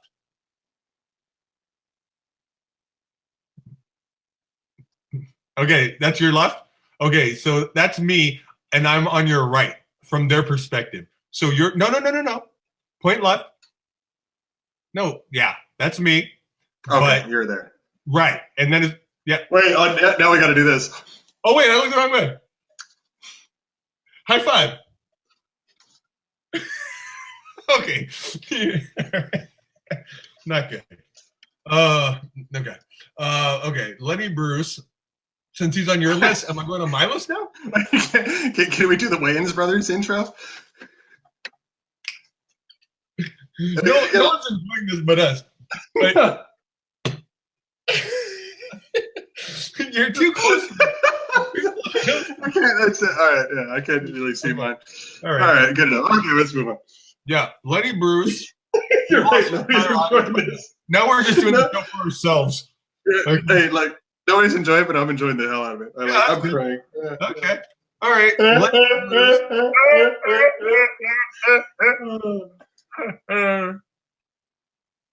Mongo sad. Okay, so who do you got? Lenny Bruce versus. I got to do mine now. Well, who was the last one? Was Rodney Dangerfield? No, I guess it's mine. So, oh yes, yeah. I'm sorry, yeah, because we're going through the list. Yeah, so you got to get your next one. Yours still. Damn it. Yeah, you got to be Lenny Bruce, sir. Fine. So Lenny Bruce versus Bernie Mac. Okay, Bernie Mac. Yeah. Bernie Mac. When the Kings of Comedy toured, he was a force. Okay, Oh, yeah. he's another one of those guys who could just say things funny.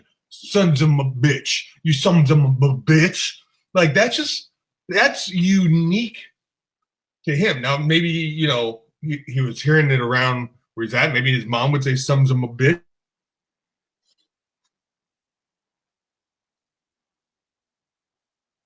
Big guy, you know what I mean? Like he was a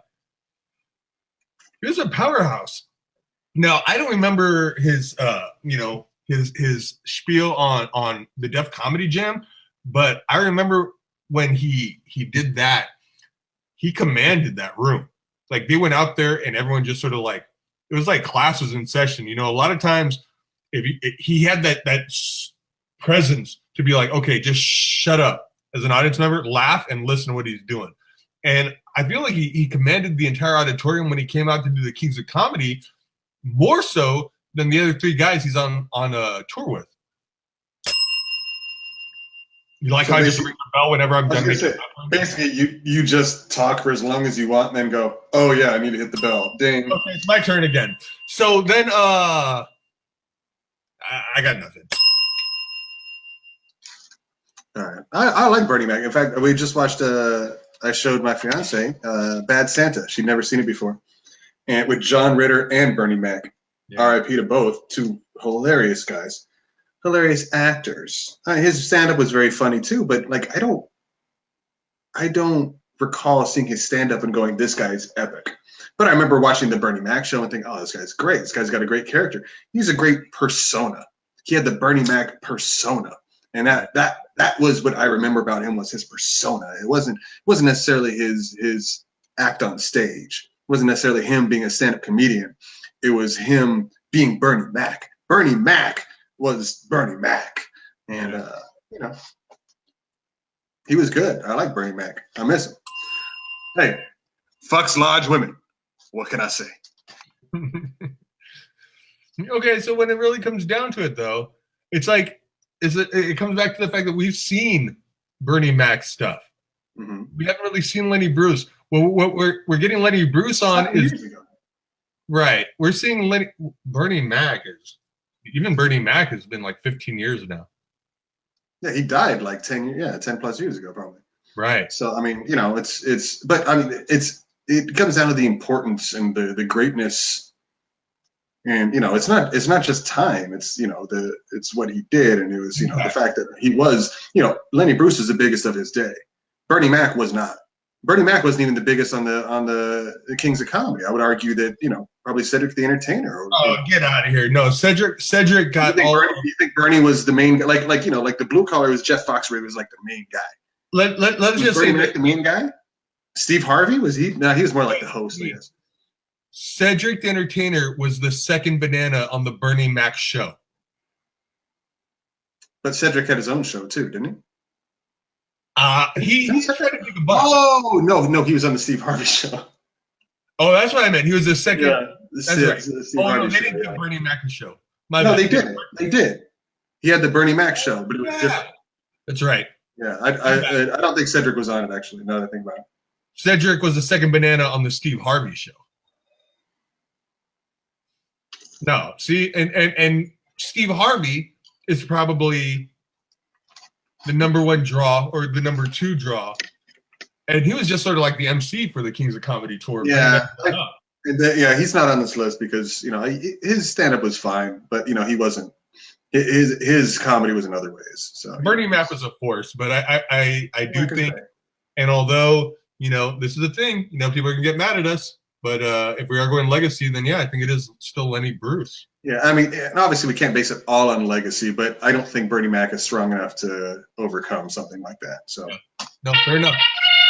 Yeah, I mean, you know, tis what it is, man. You're up again. You're losing your list, bro. Yeah, I know, but I feel pretty good with my top five. My top five is strong. All right. But okay, so next up, we got Mr. Bill Burr. Now, do you know any of Bill Burr's stuff? Is it over? Between the two? Do you know Bill Burr's stuff? I like Bill Burr. He's very funny, but how can you compare Bill Burr to, like, you know, a comedy legend? Oh, dude. Bill Burr is taking a stance right now, and maybe not on the right side of history, but against PC culture, like hardcore, like in the sense of, you know, when we were growing up, we used to be equal opportunity offenders. I mean, we're both from LA. We grew up in multicultural. I'm not going to say multicultural neighborhoods, you know, but they're Mexicans, blacks, whites, Asians, which I guess is multicultural. But like, I'm just saying, like, I was the only white kid in my neighborhood. Yeah. Okay, and I'm just saying, it wasn't ever about racism, although, you know, there's self. They're pretty racist. But we talk shit to everyone, and it's just sort of like equal opportunity shit talking. And he's in Bill Burr has some highly sexist material, and I'd go so far to say that you know, he might be a sexist. He just might straight up be a sexist. You know, he's a misogynist, but I think most I just burped. Excuse me, perps. You know, I think a lot of people are, and I think that he has the courage of his convictions to be the same guy on stage as he is off stage. He's just performing his routine, and that guy's constantly refreshing his material. Is he better than Lenny Bruce? As far as the greatest stand-up, as far as the greatest comedian of all time? Well, dude, is he the greatest comedian? Is he in the top 5 today of comedians working today? Working today? Yeah, he might be in the top 5 working today. Yeah. Now remember, you know, some of the big guys are still working today. Give me 5. Give me 5 bigger than him working right now. I give you 5 off my list that are better than him working today. Working today, okay. Dave Chappelle. Oh, you know what? Don't do that. Well, just because, I mean, I guess we already started with the names, right? So you're not giving anything away. Yeah, I mean, they know who's on my list, but yeah. And Dave Chappelle's not actually working today. He's living he just had like literally, That's a cat. I literally just got a text today. No, I literally just got a text today that apparently Dave Chappelle and John Mayer did like a 5-hour show at the Comedy Store the other day. I heard that. In fact, Miss St. Pierre was like, "Oh wow, this is happening. This is something we should consider going to." Oh, tickets are $5,000. Never mind. Yeah. So yeah, he's doing okay. I have like 5 other people on my list that are better than him that are still working. All right, fine. You know, you're the judge, so who are you going with? I'll do it. That's a second one for him, even though I already rang it. And hey, listen, no disrespect to Bill Burr because he is really good, but I mean, you know, he's not one of the greats. I really like him, man. I would. He's really good. He's good, and I'd go see him if he was performing at the Bray Improv or something, but he's not one of the greats. All right. Well, how about this next guy? This isn't. Lenny Bruce versus Louis C.K. Oh, okay. So now we're talking about somebody who is a cultural phenomenon. You ask, you ask 15. Top 5. Yeah, you ask 25 people on the street if they know Bill Burr. How many are going to know him? How many are going to know Louis C.K.? You know, a lot more are going to know Louis C.K. The question is also, what are they going to know Louis C.K. for? Probably jerking off in front of a room. By just whipping it out and saying, "Hey, you're trapped in this room. Watch me jerk this thing." Pretty much. Who hasn't been there though? Am I right? You can only see from here up on my camera, so you have no idea what I'm doing down here. And I'm just saying, if someone's going to bring a gun to a knife fight, what side of the gun do you want to be on? Is that a fair analogy? That side of the gun. Man, we're the worst. Okay. You don't know what that is? Nope. Don't want it. Okay, so Louis C.K. is hilarious, but he's also hilarious because he was so highly inappropriate. Like, I can think of several jokes about him seeing his young daughters naked, and you know, he had a whole bit about when you have girls, you develop a totally different relationship with the vagina. Like you never thought about how often you'd be wiping shit out of it. Well, but now here's the thing: is he doing that? You're now looking at it through a different lens of him being like a sexual predator, which, you know, whatever. We won't discuss any of that. We'll talk about him on the merits of his stand-up. That's dad talk. That's not sexual predator talk. Dad talk? Wiping shit out the vagina is just. He had another bit about how he walked into a room and his daughter's just laying on the floor, just spreading her vagina open as big as it can be. And he's like, "Oh my God, don't do that." But he kept looking. I'm like, so knowing Louis C.K. now, you're like, oh, you're just a filthy pervert. A lot of that could be dad stuff. I don't know. It's not dad stuff. Like I don't have kids.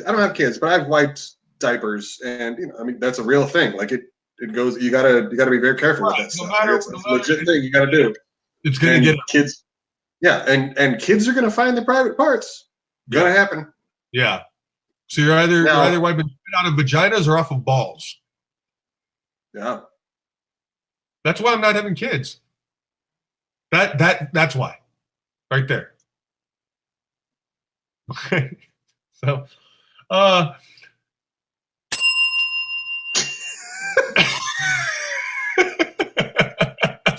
come on, man. Louis C.K. is a great comedian. Like I want to take Lenny Bruce off the list so we can move on. Like, you know, he's like, we don't even know much of Lenny Bruce. Like, no. You know, more about Louis C.K. other than, well, he's a sexual pervert. Ding. I mean, his show's hilarious. His material's hilarious. He I think he wrote and directed Pootie Tang. He's got so much to him as a comic. I mean, that's another one of those guys who's a caricature. You know, if he showed up to the venue you're at and he just does a walk and you're like, yeah, give that guy the mic. You know, he seems like he can just riff and be funny. I mean, if Lenny Bruce was Neil Armstrong, then Louis C.K.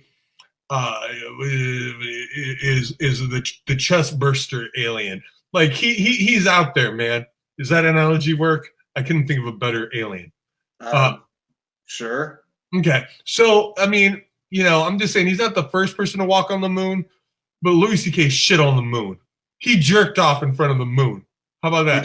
He jerked off in front of the man on the moon. Yeah, and right in front of Andy Kaufman. Yeah.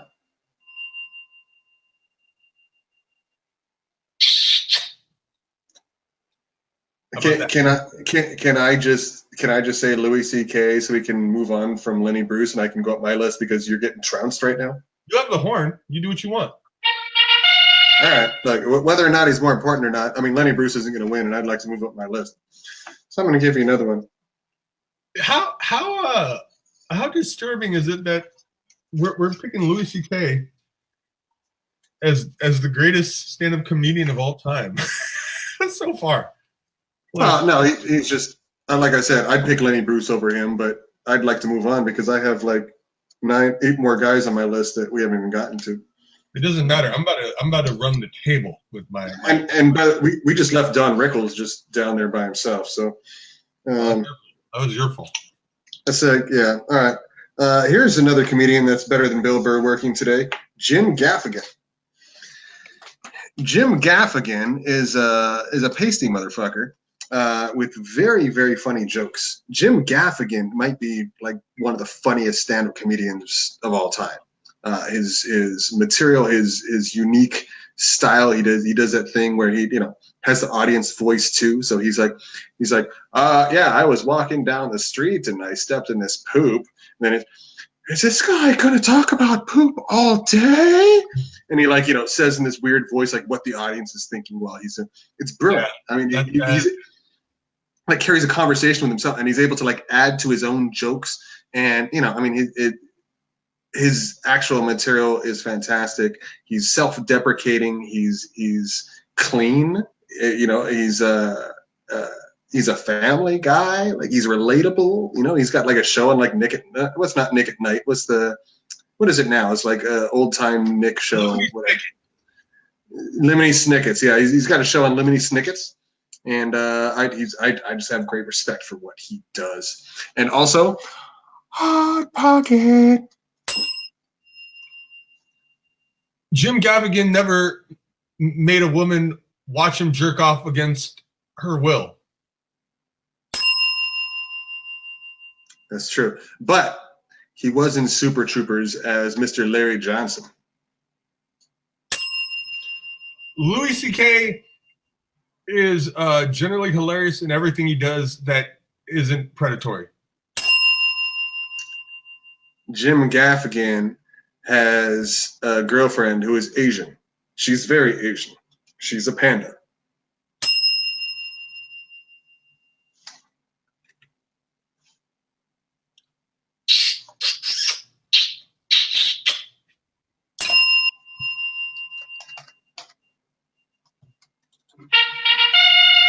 Jim Gaffigan it is. That's pretty good.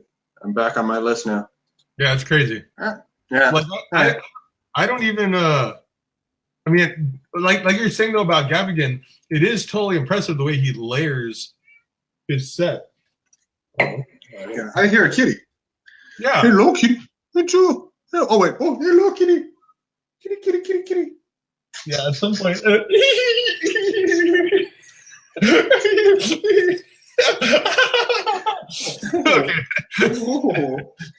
Now that I know where you are, it's going to be it's so much weirder now that we can do this. Oh, there's a wet one. You have no idea what's coming next. Dang. No.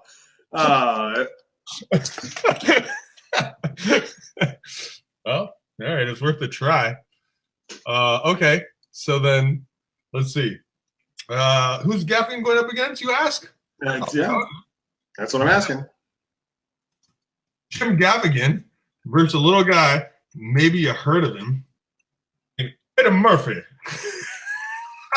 I told you my top 4 is so heavy. What's that, Ricky Ricardo? Hey, listen, I ain't falling for no banana in my tailpipe. I ain't falling for the banana in the tailpipe. Raw and Delirious. Raw, specifically, is the best stand-up special ever. The best. You know what? You know why it's funny? Because he spends 45 minutes talking about faggots. It doesn't hold up. It's 80s comedy, and so true. that's all he does. Like, there's a lot of homophobia in there. And a lot of leather. A lot of. It's actually more like patent leather. It's like pleather. I don't even think it's like real leather. Which is ironic. You would think someone in that much of leather wouldn't have a problem with the gays. Yeah, exactly. Well, no, and not only that, 15 years later, in the back with a tranny? Why don't you throw around some F words? Hey, Eddie, I ain't falling for no banana in my tailpipe. Right. No, well, what you find exotic as a child, you find erotic as an adult, they say. Yeah, that said. What's more exotic than a penis? in your tailpipe. Yeah, right. In your tailpipe.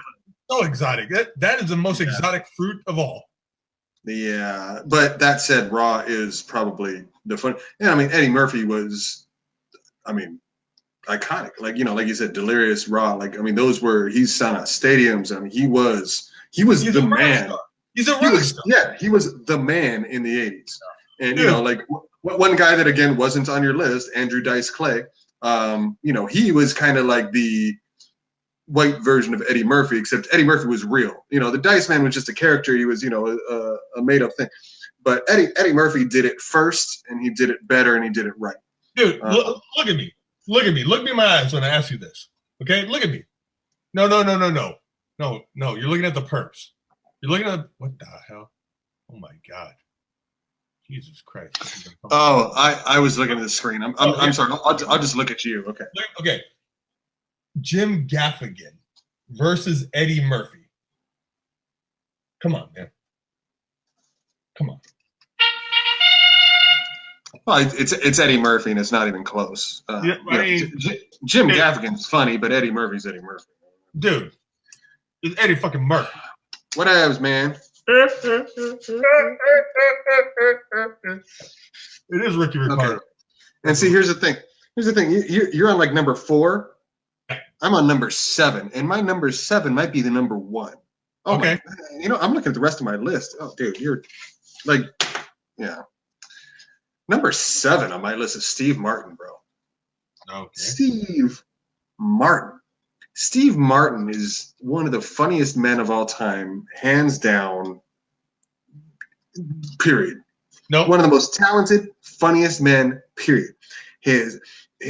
The man comes out on stage and he's just got this arrow hat, so it looks like he's got an arrow stuck through his head. That's hilarious. Nope. Yep. Nope. Go ahead. Yeah, why not? No, I'm just saying, he does certain things. When we're talking about who we saying before we figured out their shtick was like, here's the joke, and now I'm acting wacky. Look at me, I'm wacky. Who was that? Is that Kevin Hart? Yes. Okay, that's Steve Martin too. Hugely. It's just like, I'm so wacky. He got away with being a prop comic. Most comedians don't respect prop comics because it's not joke writing. It's not showcasing your ability to like craft a joke as much as does your woman want to eat dinner? Right. Give her a box of cereal and tell her to get back to work. I thought your woman wanted to eat dinner. What? Nothing. So what? Nothing. I'm in here by my damn self. All right, I didn't know. My woman wanted to eat, and I was like, just take a box of cornflakes to the bedroom and get the hell out of here. What? All right, then fine. All right. This is in here. It's just me and my wine. Okay, then fine. So, what were we talking about? Steve Martin? Yeah. This aerator we got as a gift, and it's fantastic. From my mom and my stepdad. We've never had an aerator before, and it's the best. Yeah, no, aerating's good. You gotta get some air in you gotta get some bubbles in your wine. You got to do all that. Okay. Woo. Steve Martin. Steve Martin, I think for his time, he was great, but I don't think his stand-up even holds up. He played a fiddle, right? He's like, watch me play this fiddle. He is actually one of the preeminent banjo players. That's what it was. In the world. No, I like legitimately like he has albums and he's known as like one of the best banjo players in the world. That's what he transitioned to when he kind of transitioned out of stand-up and doing comedy. He transitioned into the banjo thing. And now he's got the special on Netflix with Martin Short that I haven't seen yet, but I heard is fantastic. He actually they did a show at the Morongo together, so I guess fantastic. Yeah, they do a thing. I have to correct you in that you said he like gets away with being a prop comic. Mm-hmm. He's not. You also said he's like Kevin Hart in that he's like, oh look at me, I'm wacky. Oh look, I'm doing wild wacky arm things. That's physical comedy. That's in the same vein as like a Jim Carrey, the clowning, the physicality, the physical comedy. Kevin Hart's he has 3 jokes that he just keeps doing over and over again in different ways. That's what I mean. That's a different thing. Steve Martin lends to his comedy with physicality. That's a totally different thing. Steve Martin is a brilliant comedian and quite frankly, just a brilliant man all around. Is he better than Eddie Murphy? That's the question. Steve Martin, like I said, Steve Martin might be one of the funniest men of all time, but if you put Raw and Delirious up against his specials, it's kind of, I think Eddie Murphy. Right. I think Eddie Murphy stands a little bit taller as a stand-up comedian. I think it's still Eddie Murphy, man. All mad respect to that. Eddie Murphy, hey, I ain't falling for no banana in my tailpipe. I mean, put a ball with a banana in the tailpipe. Also homophobic. Mm-hmm. Yeah. Oh, yeah. No, absolutely. You just got that. That's why I brought it up in the first place. Oh, come on, man. I thought we were talking about wars. and here I thought you were just quoting Beverly Hills Cop. I had no idea that you were making a reference to homosexuality. Oh my God. Next on my list is one of his contemporaries, which I guess Steve Martin was a contemporary as well. But Steve Martin went back. We didn't even talk about Steve Martin's acting career, by the way. Steve Martin had a fantastic acting career. The original SNL Not Ready for Primetime Players. Both of them. No, Steve Martin was not, and neither was Eddie Murphy for that matter. Eddie Murphy was on SNL in the 80s. He was not an original member. Steve Martin was never on SNL. Really? Steve Martin was never a cast member. What? Look it up. Wait, hang on. Alexa, was Steve Martin on SNL? Sorry, I don't know that one. She doesn't know. Our producer Alexa's garbage. Let me see. My associate producer is here. Okay, Google. Okay, Google. Google, you're making me look bad. Okay, Google. Okay, Google. Was Steve Martin was Steve Martin ever a member of SNL? According to Woot, in fact, Steve Martin was never a Saturday Night Live cast member, even though he's been on the show 20 times, is a close friend of many of its writers and performers, and even asked producer Lorne Michaels to serve as the best man at his 2007 wedding. Thank you, Google. Okay, Google. Thank you. I'm here to help. Robots. Am I right? Look, I, for one, welcome our robot overlords. Okay, so Eddie Murphy versus? His contemporary, Sam Kinison. Oh, wow. Sam Kinison is one that I really enjoyed as a kid. Like, growing up in the 80s, because he was loud. He was loud and he was obnoxious. And his whole thing was that he was this strung out, guy. He had long blonde hair, he wore these like woolen caps and a big overcoat. He was this little turtle of a guy, and he was just angry and everything. Coked out. drunk, coked out, strung out about everything, and then he would just scream and yell with his high-pitched squeal, ah, ah, and it was just he had a whole thing that just worked. Just as a stand-up comedian, he was a comedian's comedian and just funny. I heard he did a whole thing where he was just laying on the floor of the stage. He had his mic just laying there, doing his thing, screaming, yelling. Can you do a Sam Kinison? I live in a complex, so I can't do it. You're in a house. Yeah, I could. We have, we got people in the other room. One time for the perks. I did. I just didn't do it at full volume. No, let's get a Sam Kinison just one time, and then explain to him later why you're yelling.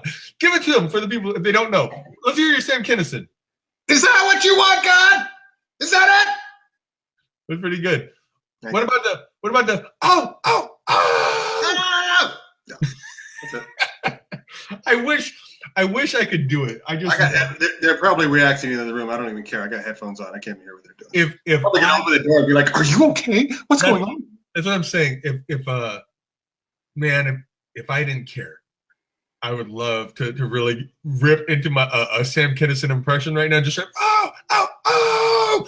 But I just know we'd get evicted. Yeah, I'm not going to get evicted. Our neighbors don't care. Neighbors on that. Wait, hang on. Which way are you? You're that way. Our neighbors on that side. Oh, they're really old. I don't even think they could hear. So yeah. So and they're we got walls. Actually, that's windows. Our neighbors right there. That's yeah. They got kids though, so they're loud, and their dogs are loud. So what can you do? Look, man. Sam Kinison's amazing as a comic, but Eddie Murphy made the greatest comedy performance of all time. It's going to be hard to even compete with that. Raw. Yeah, I mean, look, Sam Kinison's great, but he's not Eddie Murphy. Yeah. I mean, it is what it is. Eddie Murphy is fantastic, and so is Sam Kinison. Word. But one person that Eddie Murphy talks trash about in his specials, but was before him and better than him and deserves to win over him, is a man that was referenced earlier in this thing. I saw a record of his today that I have memorized. His name is Bill Cosby, William Cosby. He has an honorary doctorate from Temple University. So he could be called Dr. William if you'd like. Big Willie style, I think a lot of people call him, because he uses his Big Willie in many different styles. Wow. Mostly under the influence of barbiturates that people unwittingly ingest, women specifically, and then he uses his Big Willie style to make love with their drugged up and unconscious bodies. But before and probably during, around all of that, Jell-O pudding had fantastic Jell-O pudding commercials. He had a TV show, but his stand-up in the 60s and 70s was legendary. The great thing about Bill Cosby is that, first of all, his joke writing was great, all of that stuff, but his delivery, his being on stage, he is the definition of a stand-up comedian, of just somebody who can sit there and just deliver. He can tell a story, and you're so riveted, and you're so into that story, and it's the funniest thing you've ever heard in your life, and you're watching him, and he's just doing these weird, googly eyes, and you see, and it's just, his whole being is just hilarious. Fuck Bill Cosby. Nope. Eddie Murphy. Nope. Many women. Hey, listen. Many women did. Eddie Murphy. Here's one thing that Bill Cosby. Here's one thing that Bill. Eddie Murphy. Here's one thing. Eddie Murphy. Eddie Murphy. Eddie Murphy. Eddie Murphy.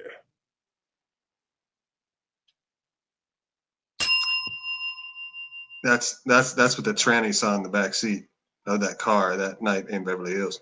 Listen, both of them.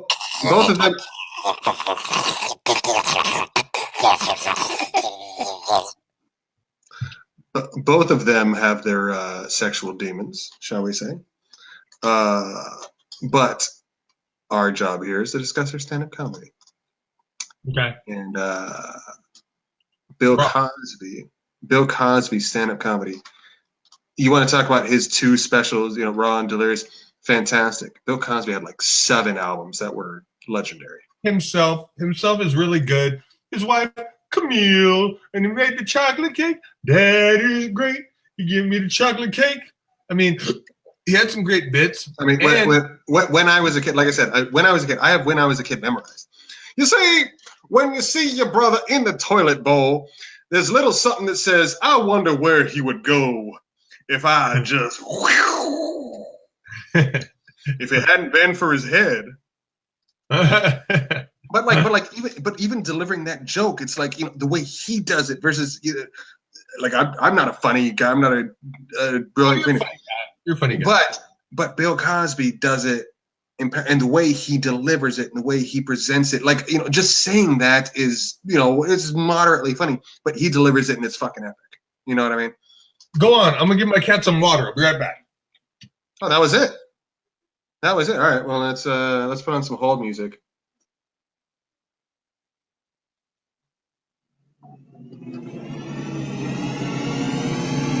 I'm just gonna put this on a loop.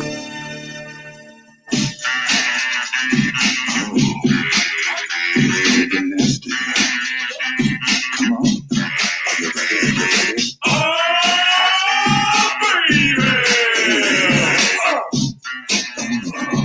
Oh, baby! All right.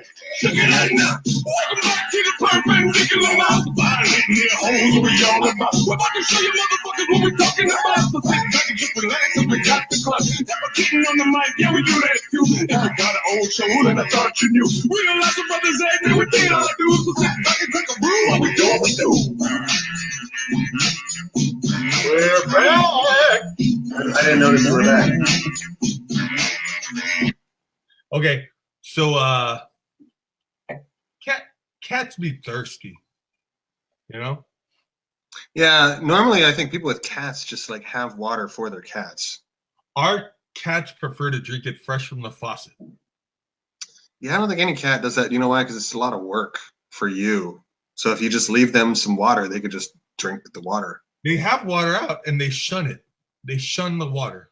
That sounds like a personal problem. It's like when my dad's dog refuses to eat, he breaks down and like, cooks it chicken. But meanwhile, when it's over here, I'm like, I'm not cooking you chicken. So it eats its damn food like it should. Cooks your dog chicken? Wow. All right. Hello. Well, it also helps that it competes with our dog. So it sees our dog and it's like, oh, no, hell no. That dog's not getting my food. I'm going to eat it. So that helps. Yeah, that helps. All right. Well, then fine. All right. Okay. What do we got? Bill Cosby? Bill Cosby. Great. But Eddie Murphy. Bill Cosby. Eddie Murphy. Is there anybody in the chat that can? You want me to look? Okay. Let's bring it to the people. I'm gonna look right now. If anybody's out there who can break this tie for us, then well, let me ask our producer first. Alexa, who's better, Bill Cosby or Eddie Murphy? I don't know that one. Oh, she says she doesn't know that one. What a dick. I said chicken. But meanwhile, when it's over here, I'm like, I'm not cooking you chicken, so it eats this damn food. oh my God. That sounded like me. By the way, that was hilarious. I might be the funniest stand-up comedian of all time. I'm going down a whole rabbit hole right now. This is too much. Who was funnier, Eddie Murphy or Bill Cosby? Here's a matching video. Uh-oh. Who was funnier, Eddie Murphy or Bill Cosby? I found this on the web. All right. So this says that Eddie Murphy, Bill Cosby, and Richard Pryor. I don't know what that is. Now, here's the thing. While we're talking about that, we could talk about the material, Eddie Murphy's material, where he says that Bill Cosby called him, right? Yeah. And Bill Cosby called him and told him, hey, you need to dial it back a little bit. Stop saying all the F words and the S words and the N words. No, it's the flip, flap, floor, filth. No, mostly was faggot, to be honest. Let's be honest. So, I mean, Bill Cosby didn't have to resort to being blue. He didn't have to go down that route and talk about bananas in the tailpipe and start going down that road. Bill Cosby just made things funny, which is the true essence. It's the true essence of the art form, isn't it?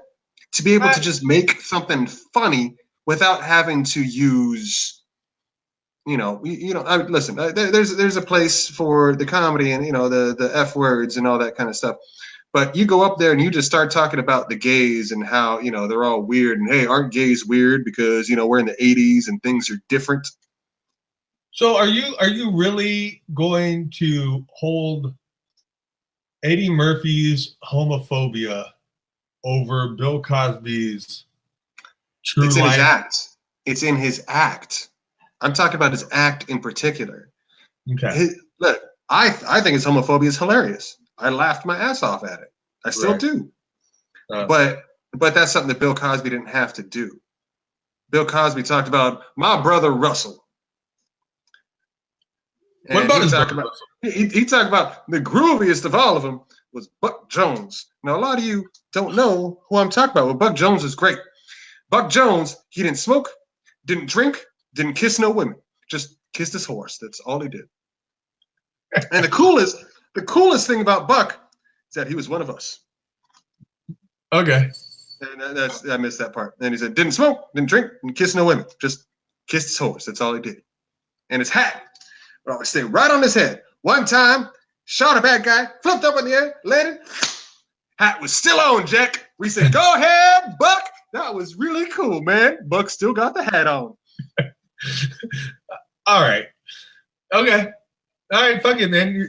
Hey, you showed me. Hey, look, who am I to defend Eddie Murphy raw? versus Buck Jones, man. He was talking about this made up southern western guy named Buck Jones, and he was just talking about how Buck Jones was, his hat was always on. And he just kissed his horse, and he talked about sound the horn. We got it. Sound the horn. He was talking about old dumb Donald. He used to take the newspapers and you take them down and they weigh the newspapers.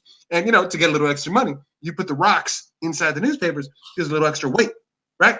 But dumb Donald used to go down and take the newspapers. He put the rocks on top of the newspapers. And they say, oh, dumb Donald. Uh-oh. How dare you? Audio difficulty. How dare you? All right. Audio difficulty. What are you going to do? That's wine difficulty. But in my defense, this screen is really far. Like I could barely see it. All right, I think I'm doing pretty damn well for being a blind man. Dumb Donald? Yeah. Oh, Dumb Donald. Yeah. Okay. Dumb Donald is Fat Albert. Hey. We didn't talk about Fat Albert. Okay. All right. Versus who? We're the worst. Louis C.K. and Bill Cosby made it way too far on our list. So now versus mine? Wait. First of all, this has nothing to do with Women's Lib and Me Too and Time's Up. This has to do with stand-up comedy. Okay. So in that case, next person. And by the way, Eddie Murphy was not a saint either. And probably, you know what? Lenny Bruce was a huge misogynist from what I understand. And, probably did a lot of shit back in the 50s. It was different. Are you chopping a piece of wood? Are you currently chopping a piece of, are you cutting onion as we do the podcast? No, I'm just doing my nervous thing with my marker. Okay. All right. Bill Cosby versus Robin Williams. Now, I know you had argued that Robin Williams isn't really known for his stand-up and that, correct.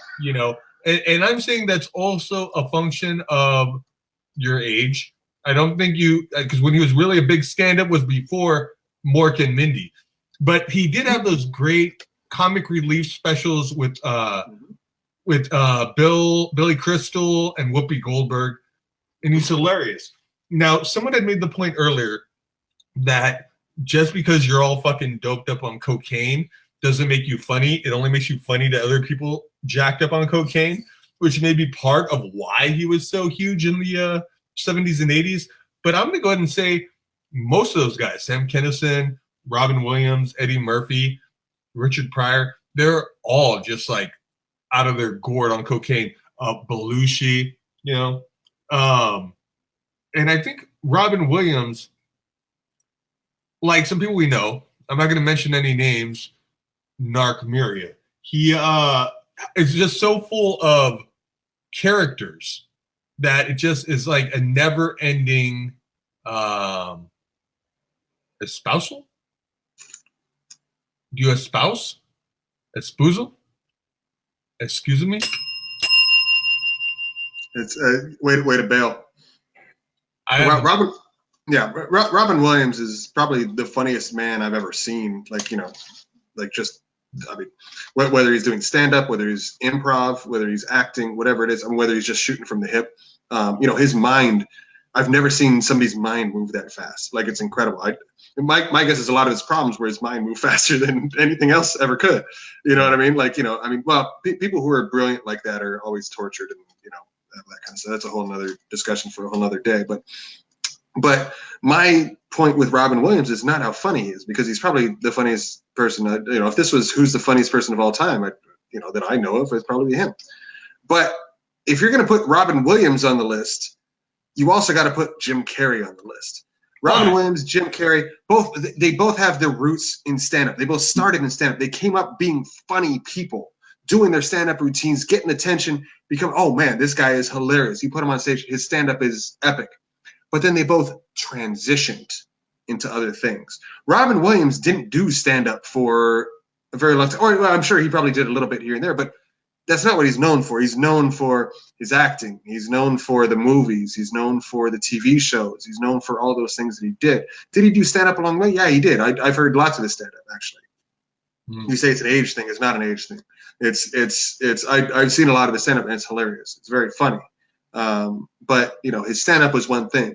He was funniest when he was just riffing. He was funniest when he was in an interview with Johnny Carson and just going off the cuff and doing his voices, doing his thing, doing his vocal, you know, and he'd have conversations with himself and, you know, just be going a million miles a minute, or, you know, that's when he was in his element, you know. And again, his stand-up was funny too, but he's not like the greatest stand-up of all time. That was my thing. Now, there's nobody like Robin Williams. You said Jim Carrey. And well, I meant Jim Carrey in the sense that Jim Carrey started as a stand-up comedian too. He was a physical comedian. He came up and he did hilarious. If you watch his stand-up from you know the late '80s and early '90s, very funny. But he kind of transitioned into sketch comedy with A Living Color, and then from there he transitioned into movies and doing that kind of stuff. Now he's on TV shows, like all that kind of stuff. So he transitioned to being an actor and that kind of thing. And that's kind of what Robin Williams did too. Robin Williams kept more stand-up than Jim Carrey did, but I was making that as a comparison. No, but I'm just saying when I think about Robin Williams, to me, he almost stands alone. Like we're talking about some of these other comedians that are almost real life caricatures, or at least their personas are.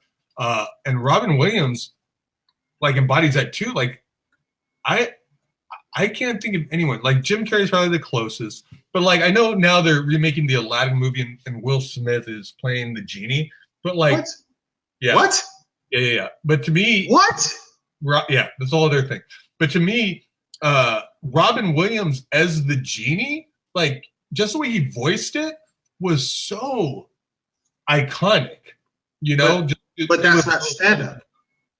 You're right. So if we're going purely looking at it as stand-up, because you're right, Robin Williams isn't an improvisationalist. You know, a lot. In fact, he might be a truest improvisationalist. That's what he was so good at. That was probably his best thing, because his mind was so fast. I mean, it's the things he did and the places he went were just cocaine. Well, no, not at all. Because I'm sure he did plenty of cocaine, but he wasn't coked up his entire life. His mind was just that. You know, some people where, you know, like they go a million. You tell them one thing and they're gonna go boom, boom, boom, and they're gonna go off on three things. You know, his mind was just always going. You talk about somebody who in improv. Did you ever do improv? A little, yeah. You think about, like, you know, they give you, you know, oh, give us a location.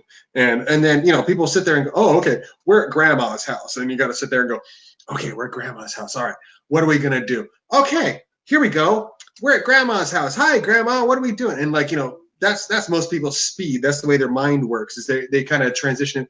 His mind was grandma's house. Boom, boom, boom, boom. I got 11 ideas about it, and he's just going, and he's just riffing, and he's off. He's off to the races. He's just going, and his mind was so much faster than everybody else's. That wasn't a thing. I'm just like it's incredible how quick his mind was. You know, his wit was so fast. I'm just saying, with the lens of greatest stand-up comedian of all time, you got to still lean Bill Cosby. Oh. What? Ah. What? Uh-oh. What happened? Oh, hang on. Drugs are bad, okay? I'm doing a lot of cocaine over here, guys. My goodness. All right, so Bill Cosby, yeah? Mm-hmm. Okay. All right. And if we're going back to my list, then I'm going to have to get Bill Cosby versus Andy Kaufman.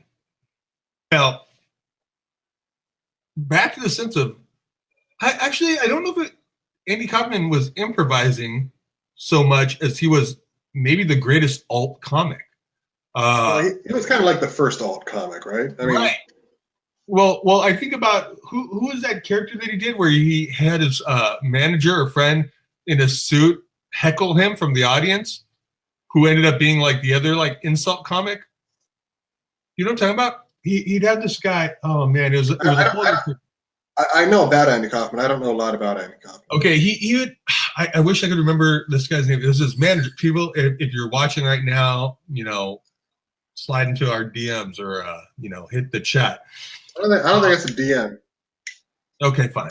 But no, there's this whole thing where he would have his manager heckle him from the audience, but he was in a old like light blue suit, and he'd be there and he's like, hey, you like a Chicago type accent, like, oh, you fucking terrible, this, that, and they'd get into a fight in the audience. And the audience, before they knew, oh, this is all part of the bit, you know, he would take them on a whole journey. Like his life was a testament to comedy. And if we're saying the greatest stand-up, he brought comedy into the real world. Like when he was like wrestling women and stuff, and he became a wrestler, you know, to exploit that, but only wrestle women. Like that's hilarious and genius. And I don't know. I don't think there are.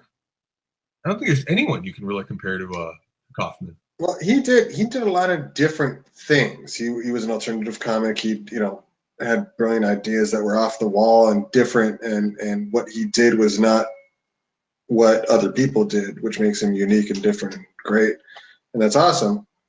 But you know, like the modern day equivalents would be like, you know, like a mix of Tom Green and Zach Galifianakis. Galifianakis. You know? Yeah. Those are kind of his, you know, his progeny. That's what he spawned. And I'm not saying that, you know, I just mean that from what I understand, from what I've seen of his, those are kind of the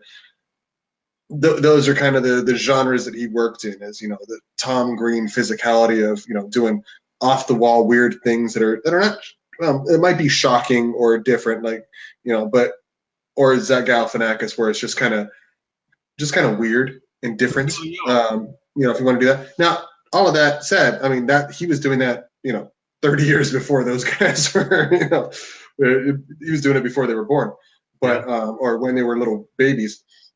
But you know, it's a different kind of thing. And I guess the question is, you know, how do you quantify what he did versus what Bill Cosby did? Because Bill Cosby was very much part of the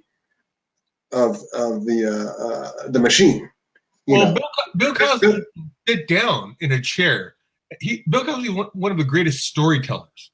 He can sit in a chair and 100%. Tell a story and make it hilarious without having to resort to a lot of the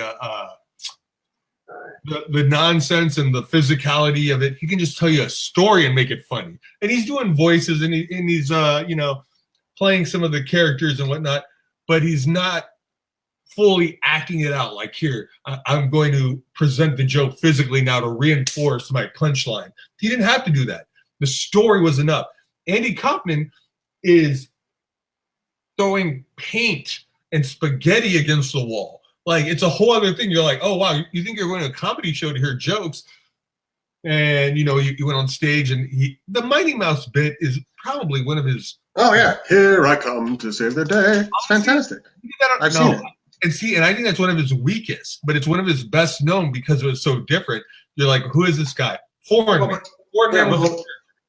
Yeah, and he was on Taxi with all that stuff, right? Right. You know, that got picked up from people just seeing him in the store, being that persona as Foreign Man. Yeah, but now, and I agree. Like, you know, the stuff he did and what he meant for comedy. You know, as he's, you know, I put him up there with one of the influential people of comedy for sure. But Would you put does him that make on the Mount Rushmore? no? Okay. You're talking 4 people. Yeah. I wouldn't put him there. Okay. I think there are 4 people that did better that were funnier. All right. Because I mean, at the end of the day, isn't it about just being funnier? And isn't that the question? Is, you know, was what Andy Kaufman did better than what Bill Cosby did? And by the way, we haven't even. It was more.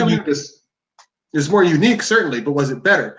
And we haven't even mentioned the fact that Bill Cosby was a black man in the '60s. So. Yeah. You know, I mean, we haven't even referenced that fact that he was breaking down those barriers.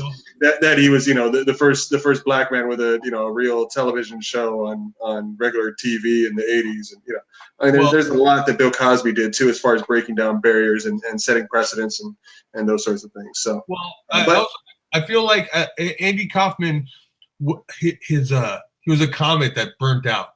A comet, not a comic. He was a comic that burnt out too, but he was a comet that burned himself out. Where Bill Cosby, 30 years, 40 years? Like, oh yeah, he was doing comedy for a very long time. Yeah, and I mean, you know, he probably what's that creature that sucks the lifeblood out of people? He would give women barbiturates and then, you know, absorb their essence, and it would age him backwards. And so I think that's probably why he was able to last so long. He was a Benjamin Button.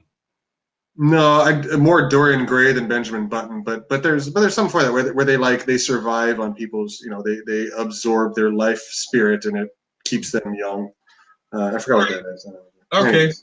All right, fine. So, but here's the question. I mean, is what Andy Kaufman did better than what Bill Cosby did? No. I mean, Bill Cosby is Bill Cosby. Yeah. You know? All right. Which brings it back to my final contestant. But this is my number 1. I was going to say, I think Bill Cosby is like my number 5, man. Yeah, well, I feel pretty good about this guy. So, yeah. Versus Richard Pryor. Yeah, I know. It's Richard Pryor might be the greatest of all time. So and honestly, Richard Pryor tried doing. I saw this great documentary on Richard Pryor called. I think it's called something to the effect of like "Forget the Logic" or "Get Rid of the Logic," something like that. And essentially, Richard Pryor, when he first got into comedy, was doing Bill Cosby shtick. Clean, tie, you know, just he was doing Bill Cosby. And there came a point where they hired Richard Pryor to have a residency. He was one of the youngest comics to get offered, especially black comics, to get offered a residency in Las Vegas. And he was doing his early work, which was very Bill Cosby influence. And at some point, he was just sort of looking around at the audience and the people, and they weren't fully engaged in his comedy.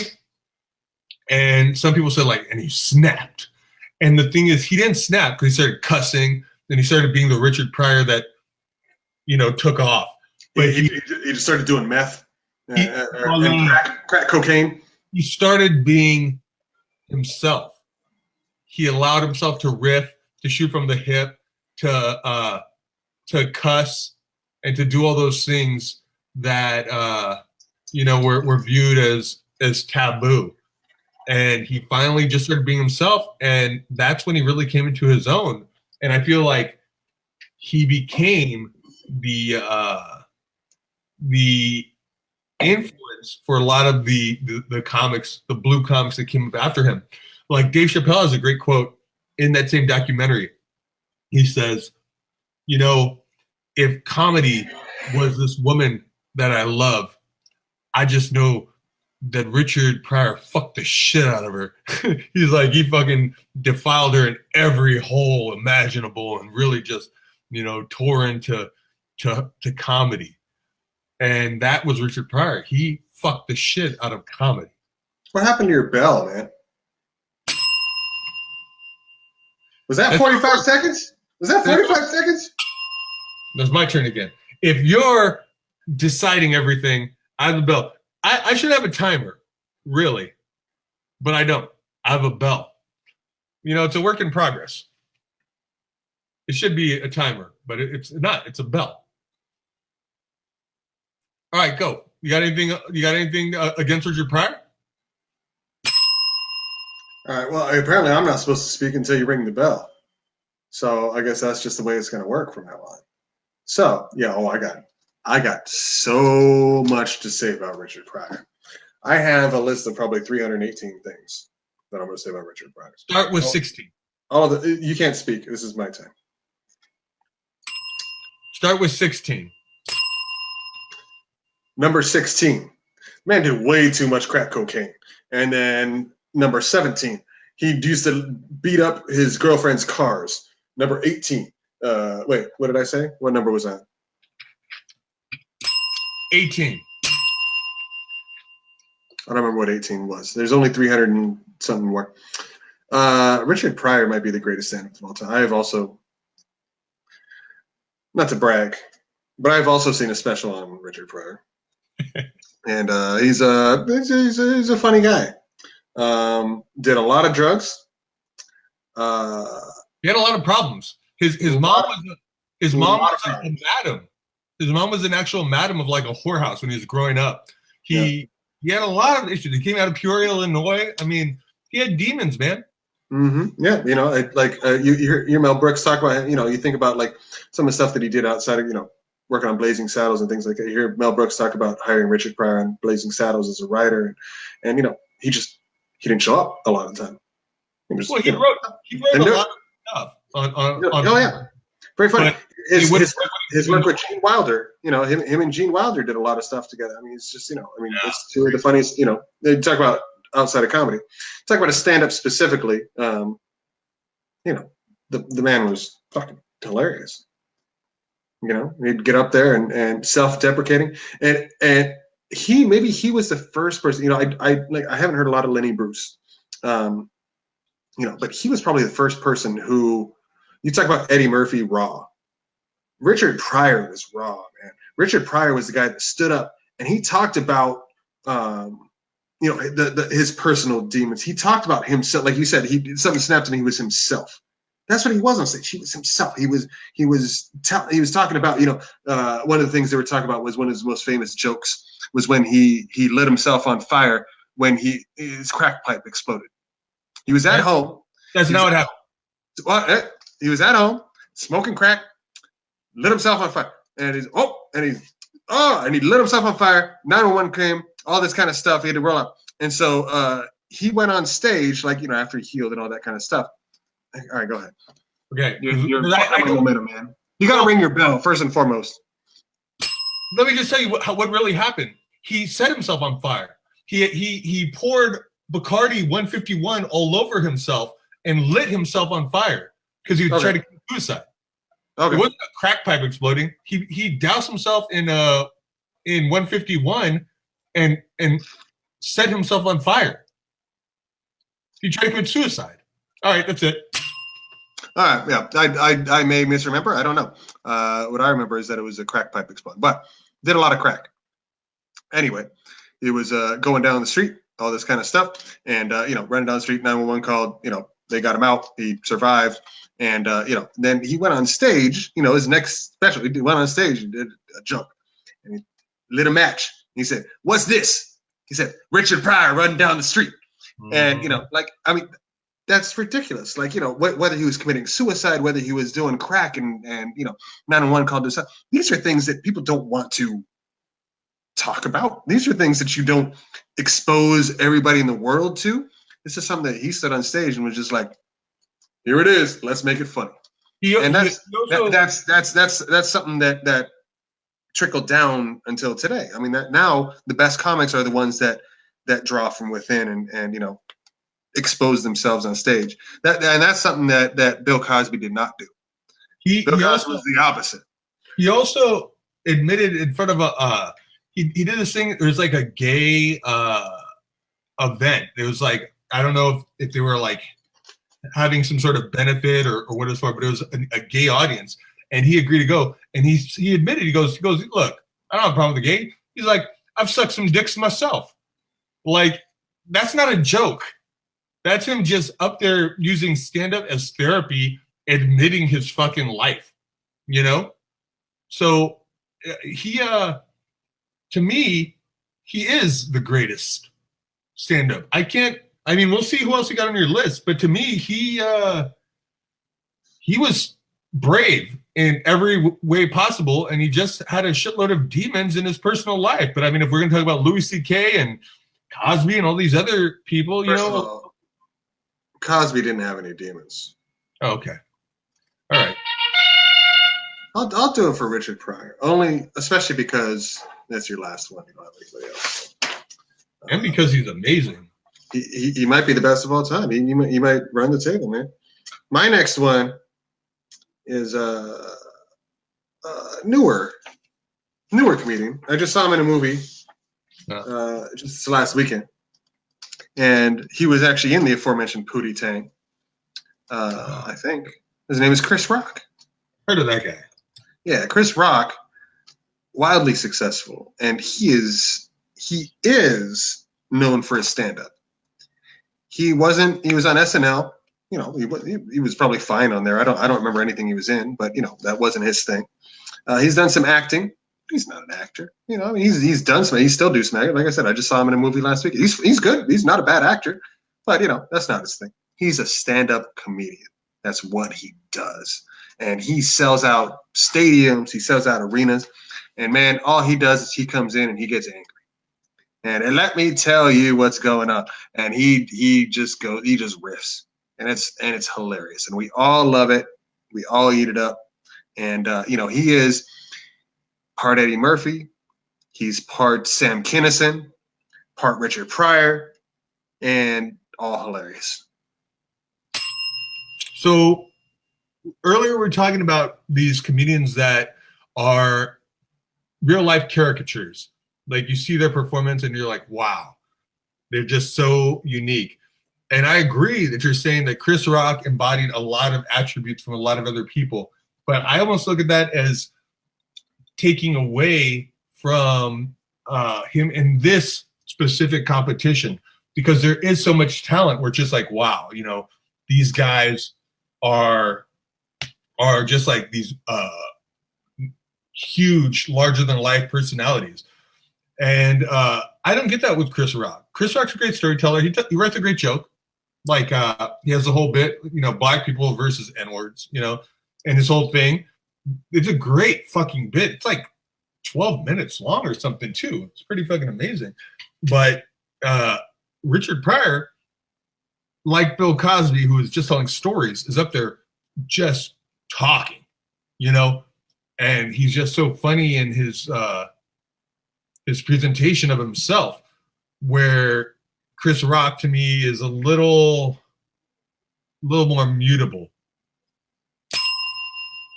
A little more like you can mute him? Is that what you said? Mutable? Mutable personality is just not as strong of a personality. Chris Rock is not a strong personality? Background. I mean, I know you want to say the superhero, but the what? Compare, yeah, as far as like you're comparing Chris Rock to like some of these open micer or something. I'm saying I'm comparing Chris Rock to Richard Pryor. He's more of a mutable personality than Richard Pryor. Like, yeah, in a room, if those guys were hanging out in a room, Chris Rock is going to shut the fuck up until he has a great ass joke to throw. Are you kidding me? Look, I sat 3 feet from Chris Rock, and he has a persona. He has a being. He's one of the you've been around. I mean, you've been around Robin Williams. You've been around Tom Cruise. People that have a being. Mm-hmm. You know what I mean? And part of it is just you know who they are, and so of course they have that. But I saw him get up on stage as well and work out like some Oscar material and like that kind of stuff. Stuff that he's good. I mean, it's not just his angry yelly shtick. He's good. Like, yeah. He's a good comedian. He, like you said, he writes a good joke. He tells a good joke.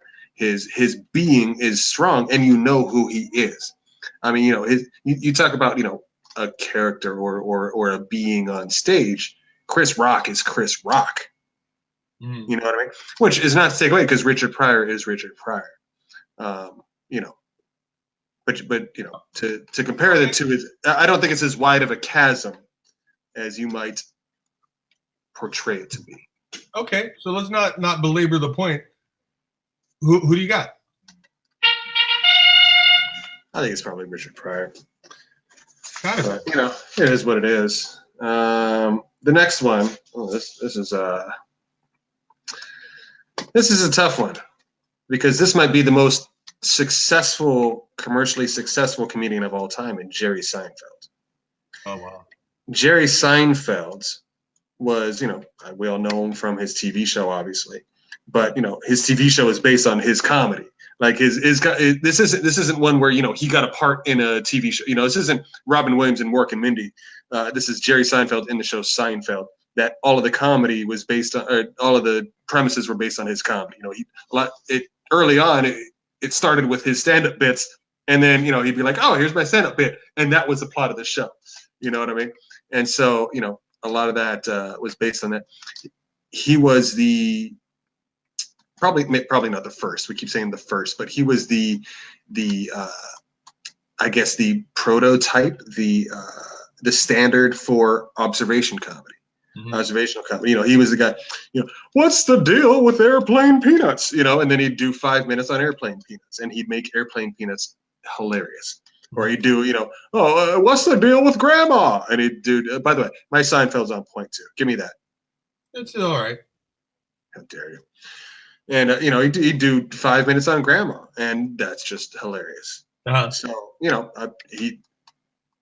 he made more money than we could ever hope to see in our lives. I mean, just even at a bank, if we go in a bank vault, we won't see that much money. Right. And then he married like a 15-year-old girl. So I don't know about that part. That part's weird. That's what I say. They're all messed up in their own way, ain't they? They are. Yeah. I think, and for the record, I think Shoshana Levinstein or whatever her name was, but she was like 17. So it's probably legal. It's probably legal in some states. She has huge breasts. I know Does that. She? I don't really know. But yeah. Also, my sister's name. One of them. My sister has much smaller breasts. So. You beat me to it. Yeah. I was like, oh, your sister has large breasts. Oh. Yeah. I don't think Jerry Seinfeld's comedy aged well. Like, I get it. Like, maybe he's the beginning of the observational thing. I've heard people say that he has like an incredibly tight set, just like a pro's pro. Like, he just knocks it out. He doesn't care. He doesn't care if, the opener is going to run long or this or that or go blue before him. He doesn't care. He just does this thing. I like comedians in the cars getting coffee a lot, but I don't think that's his stand-up. Just with regard to his stand-up itself, like I said, I don't think it's aged well. I don't think, I think you can watch a Richard Pryor set today and laugh your ass off. When Richard Pryor's on his game, it's hard to beat him. When he is at his best, no one can touch him. Jerry Seinfeld might be in that same stratosphere, but I don't think if the point of comedy and stand-up is to make you laugh, I think you're going to end up getting more laughs from Richard Pryor than with Jerry Seinfeld, where you just may end up getting more like, oh, that is a good point. Oh yeah, I can see that. Oh, that's funny. I see what you're saying. I see Right. what you're alluding to there. Right.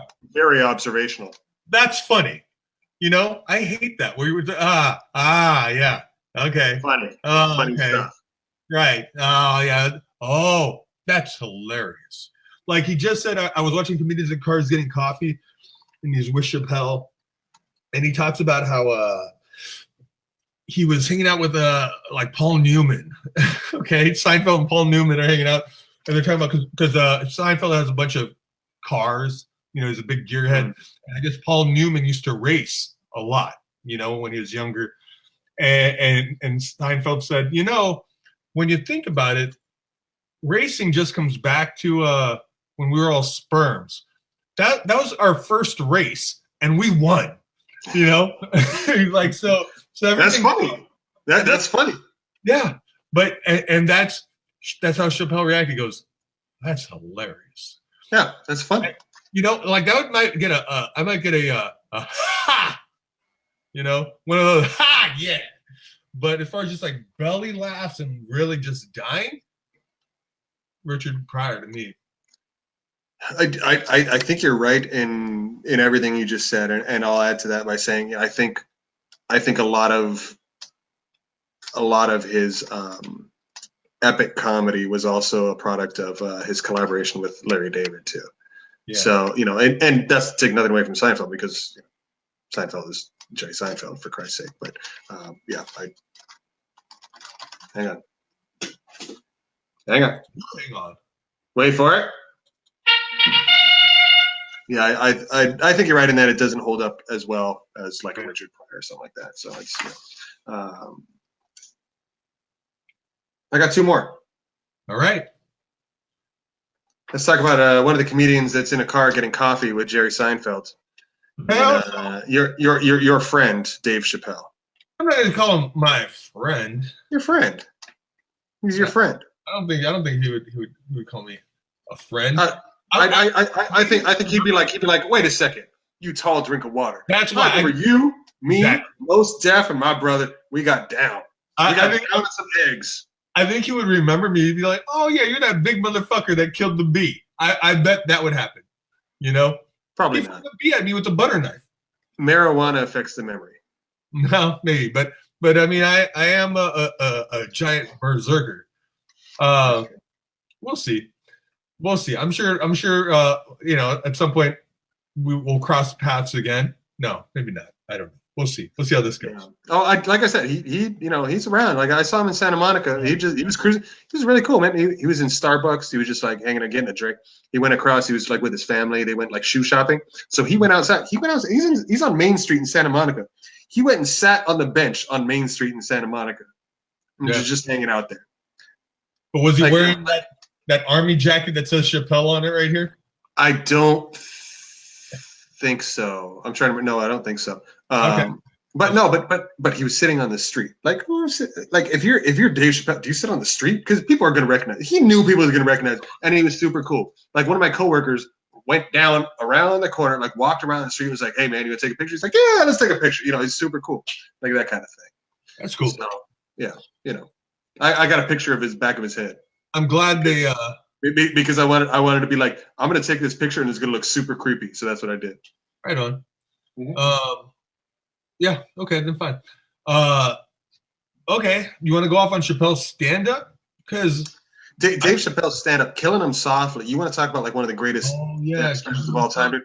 Killing Him Softly might be one of the funniest things I've ever seen in my life. Yeah. Like if Raw's number one, you know, Killing Him Softly is right there. Number two. Well, I'm just saying this right. I'm not going to rank them right now. I'd have to watch them again. You know, Raw might fall just because of all the F words. Yeah, the homophobia and whatnot. Yeah. Killing Him Softly. And here's the thing: Dave Chappelle versus Richard Pryor. What this is? You know what this is? What's that? This is the battle of the two best white guy voices in history. And it's also a generational thing. Like Richard Pryor and Dave Chappelle might be the best black comic of their generation. I think, yeah, maybe. You know, with all respect to Chris Rock, and you know, you'd have to. It's more of a taste thing, perhaps. Dave Chappelle, his stand-up in particular is well. First of all, Dave Chappelle is another one of those guys he's just funny. More so in his youth than now in his older middle-aged. But in his youth, when he said something, it was just funny. Did you see his Netflix specials? Yeah, I did, and they're funny. The first one was not good. It was good. It was not as good as his other ones. His other ones were way funnier. The first one. Well, here's the thing. The first one was funny in that the material was good. His delivery of it was off, man. He was off. He was really rusty. He'd stand like this. He had like 3 poses. One of them was, hand here. The other one was like he put his leg up on one of the speakers and start talking. And then the third one was he'd smoke a cigarette. Those are his 3 poses, and that's all. And like you could tell he wasn't in the flow. Right. He wasn't 100% comfortable. And then his subsequent specials were better, I thought, by a lot. Nothing. Let me ask you real quick. You penalize him for putting out a substandard special, or is it only because we're comparing him to the best of himself that it wasn't? First of all, his substandard special, as you say, is still better than most people's best. Okay. But also, Pryor didn't have, not all of his were winners. No. It's no comic has all winners. It's like just because that special was not Killing Him Softly doesn't mean that Killing Him Softly wasn't one of the greatest specials of all time. Doesn't mean it's one of the greatest comedy shows of all time. You're not a real comic until you bomb. Oh, of course. That's what everybody says. Yeah, and everybody's bombed at some point. Like the funniest people have bombed at some point. Yeah. For sure. There's comics that say, "Oh, I've never bombed." That's bullshit. Maybe not. Maybe. Maybe not. Well, but here's the thing: Dave Chappelle didn't bomb in that special. That special was still funny. It just wasn't epic. Mm-hmm. It wasn't like Dave Chappelle's back after 15 years. Oh my God, this is the greatest thing of all time. It was. I didn't laugh. You know what? That was funny. I liked it. Oh, you didn't laugh? Is that what you said? Not really. I probably had like 2 moments, and I don't remember either of the bits. I had 2 where I was like, but not like. It didn't really make me. It didn't really do it. His were also a little like you want to talk about Raw. Those were a little transphobic. Oh yeah, for sure. You talk about transex. He had a lot of tranny bits. It's about transsexuals, that kind of stuff. But a lot of tranny bits is a funny sentence. The what? A lot of tranny bits is just a funny sentence. It's true. A lot of tranny bits. Yeah. Tons of tranny bits. I like that. Yeah. Tranny bits. Yeah. Yeah, but again, like going back to like you want to compare their best to their best. I'll put Killing Him Softly up there with anything that Richard Pryor did. Wow, that's a bold statement. 100%. I think Killing Him Softly the same way that you put Eddie Murphy Raw up there with anything Richard Pryor did. It's it's one of the funniest things of all time. It's just more of a taste thing. Is all right. Well, let's move to a vote. Let's move to a vote. Okay. So I'm sticking with Richard Pryor. Mm-hmm. What about you? What say you? I guess I'll stick with Dave Chappelle because he's on my list. Okay, so let's bring it to the perps. I'm going to check it out. And I told you earlier. How about this? Because I only have one more on my list. So why don't we bring this last person in, and then we can have kind of a 3-way tie for the final spot because Richard Pryor might be the greatest of all time. But I almost look at that. That was me. Sorry. I'm aware of that. I didn't think it was anybody else. I'm trying to figure it out. I'm trying to get someone to the only comment on there said Jerry Seinfeld was hilarious live. I'm like, well, he's already gone. He's very funny live, yeah. He's very funny. Look, I have one more left on mine. So, Dave Chappelle, very funny. He's this generation. Mm-hmm. The other guy I have, George Carlin, was kind of bridging the gap between the two. He was in there in the 70s, and then he went through the 80s and everything like that. Richard Pryor had Parkinson's by that point. So, why don't we just say 3-way? 3-way. It should be 3-way. Yeah, why not? I don't know. Dave Chappelle is going to have the misfortune of being the youngest of the 3, so, it's not there. I'd put his stand-up up there with any of them. Now, it might be, it might be that his legend has grown, but so is Richard Pryor. Like you think about, the the intangible, or not the intangibles. What's the way to express it? The word of mouth, I guess, is that the legend, the spoken legend of Richard Pryor. It's Richard Pryor. Dave Chappelle kind of got that too when he went away for a decade. Oh, it's Dave Chappelle. He came back. Oh, Dave Chappelle is he became kind of this bigger than life persona. So but he's the youngest of the three, and I think that might fault him a little bit. Well, not just that. I think George Carlin. I mean, that just fits. Like he told the truth, and like Richard Pryor was telling the truth. For me, if we had to get rid of one of these three right now, it'd be Chappelle, just because Richard Pryor and George Carlin. Chappelle was doing the same thing, man, but I think Chappelle was standing on Richard Pryor's shoulders as far as like. But and that's exactly what I was just talking about. Is that he has the disadvantage of being the young guy here. Is that, right. Well, clearly he couldn't do anything. If that's the case, then Lenny Bruce wins. You know what I mean? If that's the case, Red Fox wins. I mean that's what I'm saying. Oh, look, because George Carlin was up there speaking truth to power in the sense of like he was talking about social issues and politics and a lot of like stuff going on in America and understanding capitalism and this. Hang on one second. All right, that's a death knell for Dave Chappelle. All right, let's just bring it down to your number one and my number one. Your number one pick was Richard Pryor. My number one pick was George Carlin. So I'm going to just bring it down to them. George Carlin. Let me speak truth to power. Let me just give you 7 words. Shit, piss, fuck, cocksucker, motherfucker, and tits. Yeah. In fact, I got 3 more. Shit, piss, fuck, cocksucker, motherfucker, tits, fart, turd, and twat. I don't think turd is one of the 7 the 7 words. Shit, piss, fuck, cocksucker, motherfucker, tits, fart, turd, and twat. Yeah. Those the 7 words you can't say on television, plus his amendment. All right, then fine. Yeah. That's his most epic bit. I mean, everybody knows the 7 words you can't say on television. That's shit, piss, fuck, cocksucker, motherfucker, tits. That's his 7 words you can't say on television. That is his most epic bit. But if you watch George Carlin, like you said, he was social, he was raw, he was raunchy, he was everything. And if you watch George Carlin and don't laugh so hard that your stomach hurts, then you didn't watch George Carlin. There's or you're an asshole. Well, okay, maybe you're an asshole, but because there are things with George Carlin too where it was smart comedy. Richard Pryor, which I don't think he gets full credit for either. Why? How does he not? Oh, because people think the F words and the cocksucker, motherfucker, and then they're like, oh, he's just this dirty old man with a beard. Yeah. He wasn't always a dirty old man with a beard. He was a dirty young man without a beard once. Yeah. Well, I feel like with Richard Pryor, it was more, when life gives you lemons, make lemonade.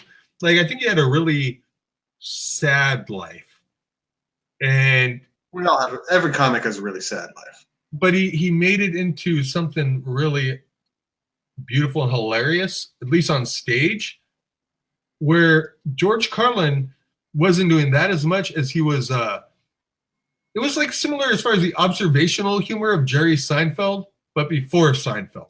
Maybe Seinfeld was able to cracking the jokes. That's no. That's not a good comparison at all, because his observational humor was not, oh, isn't it funny when they give you airline peanuts? Ho ho ho ho. No, his was fucking airline peanuts. And his was the cynical, pessimistic. His was the cynic's version of the universe, which was much more relatable, in my opinion, specifically as a cynical asshole myself.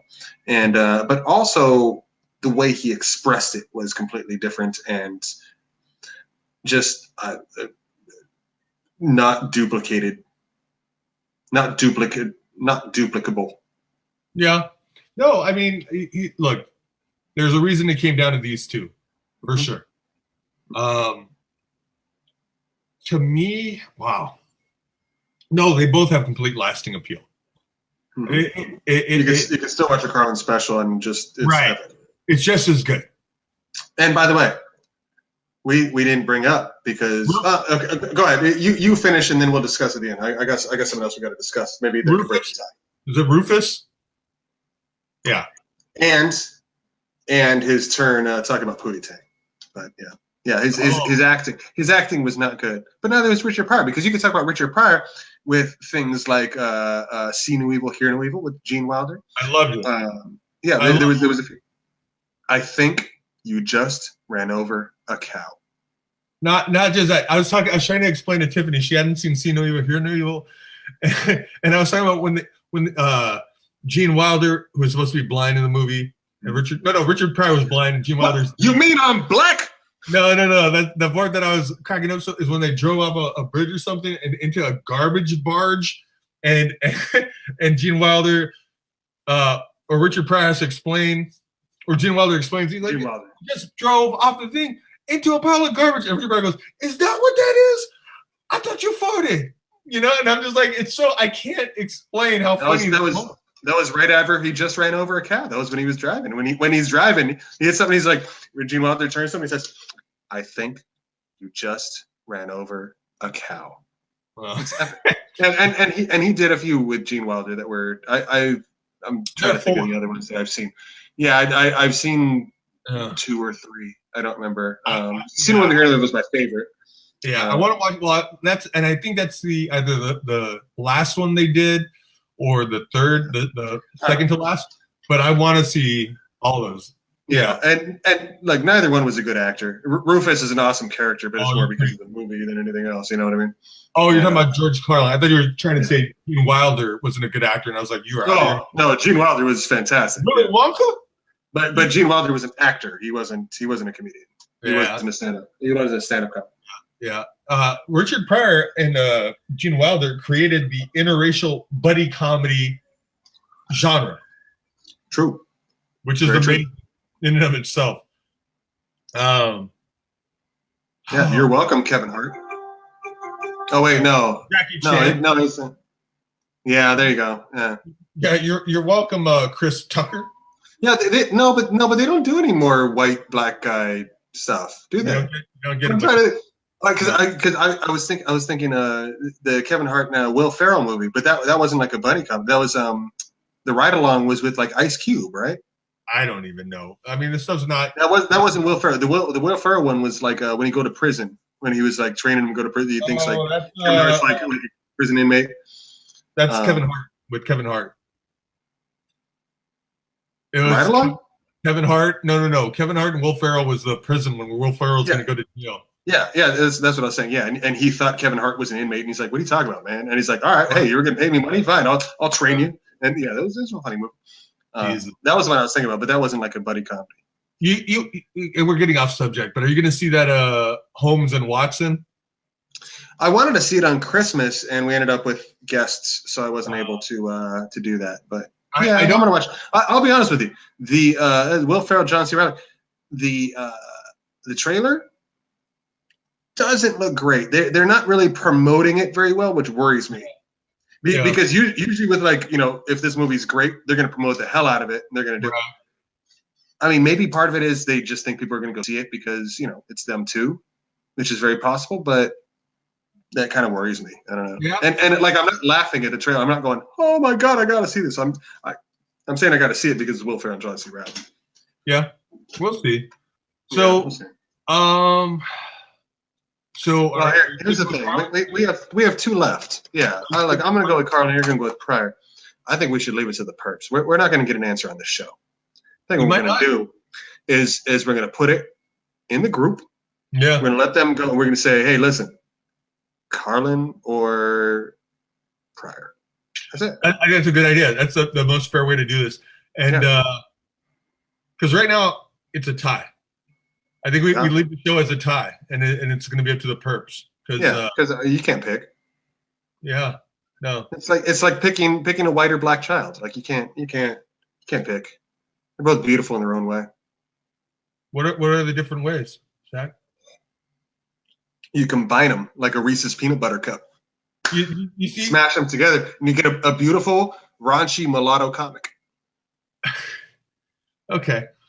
I think that's a good place to end it. Play the song. Play us out. Thanks for tuning in to the Mulatto Podcast. Is that what you want? Yeah, sure. Is that what you want? All right. Well, listen, it wouldn't be a podcast if we didn't end it. Well, it's not even a podcast anymore, whatever this is. It wouldn't be. Vlog. Yeah, it wouldn't be this if we didn't end it with a little bit of racism. So thank you, everybody, for tuning in. And we appreciate spending like 3 hours. How long was this? 3 hours-ish? Yeah. I don't know. Nice time.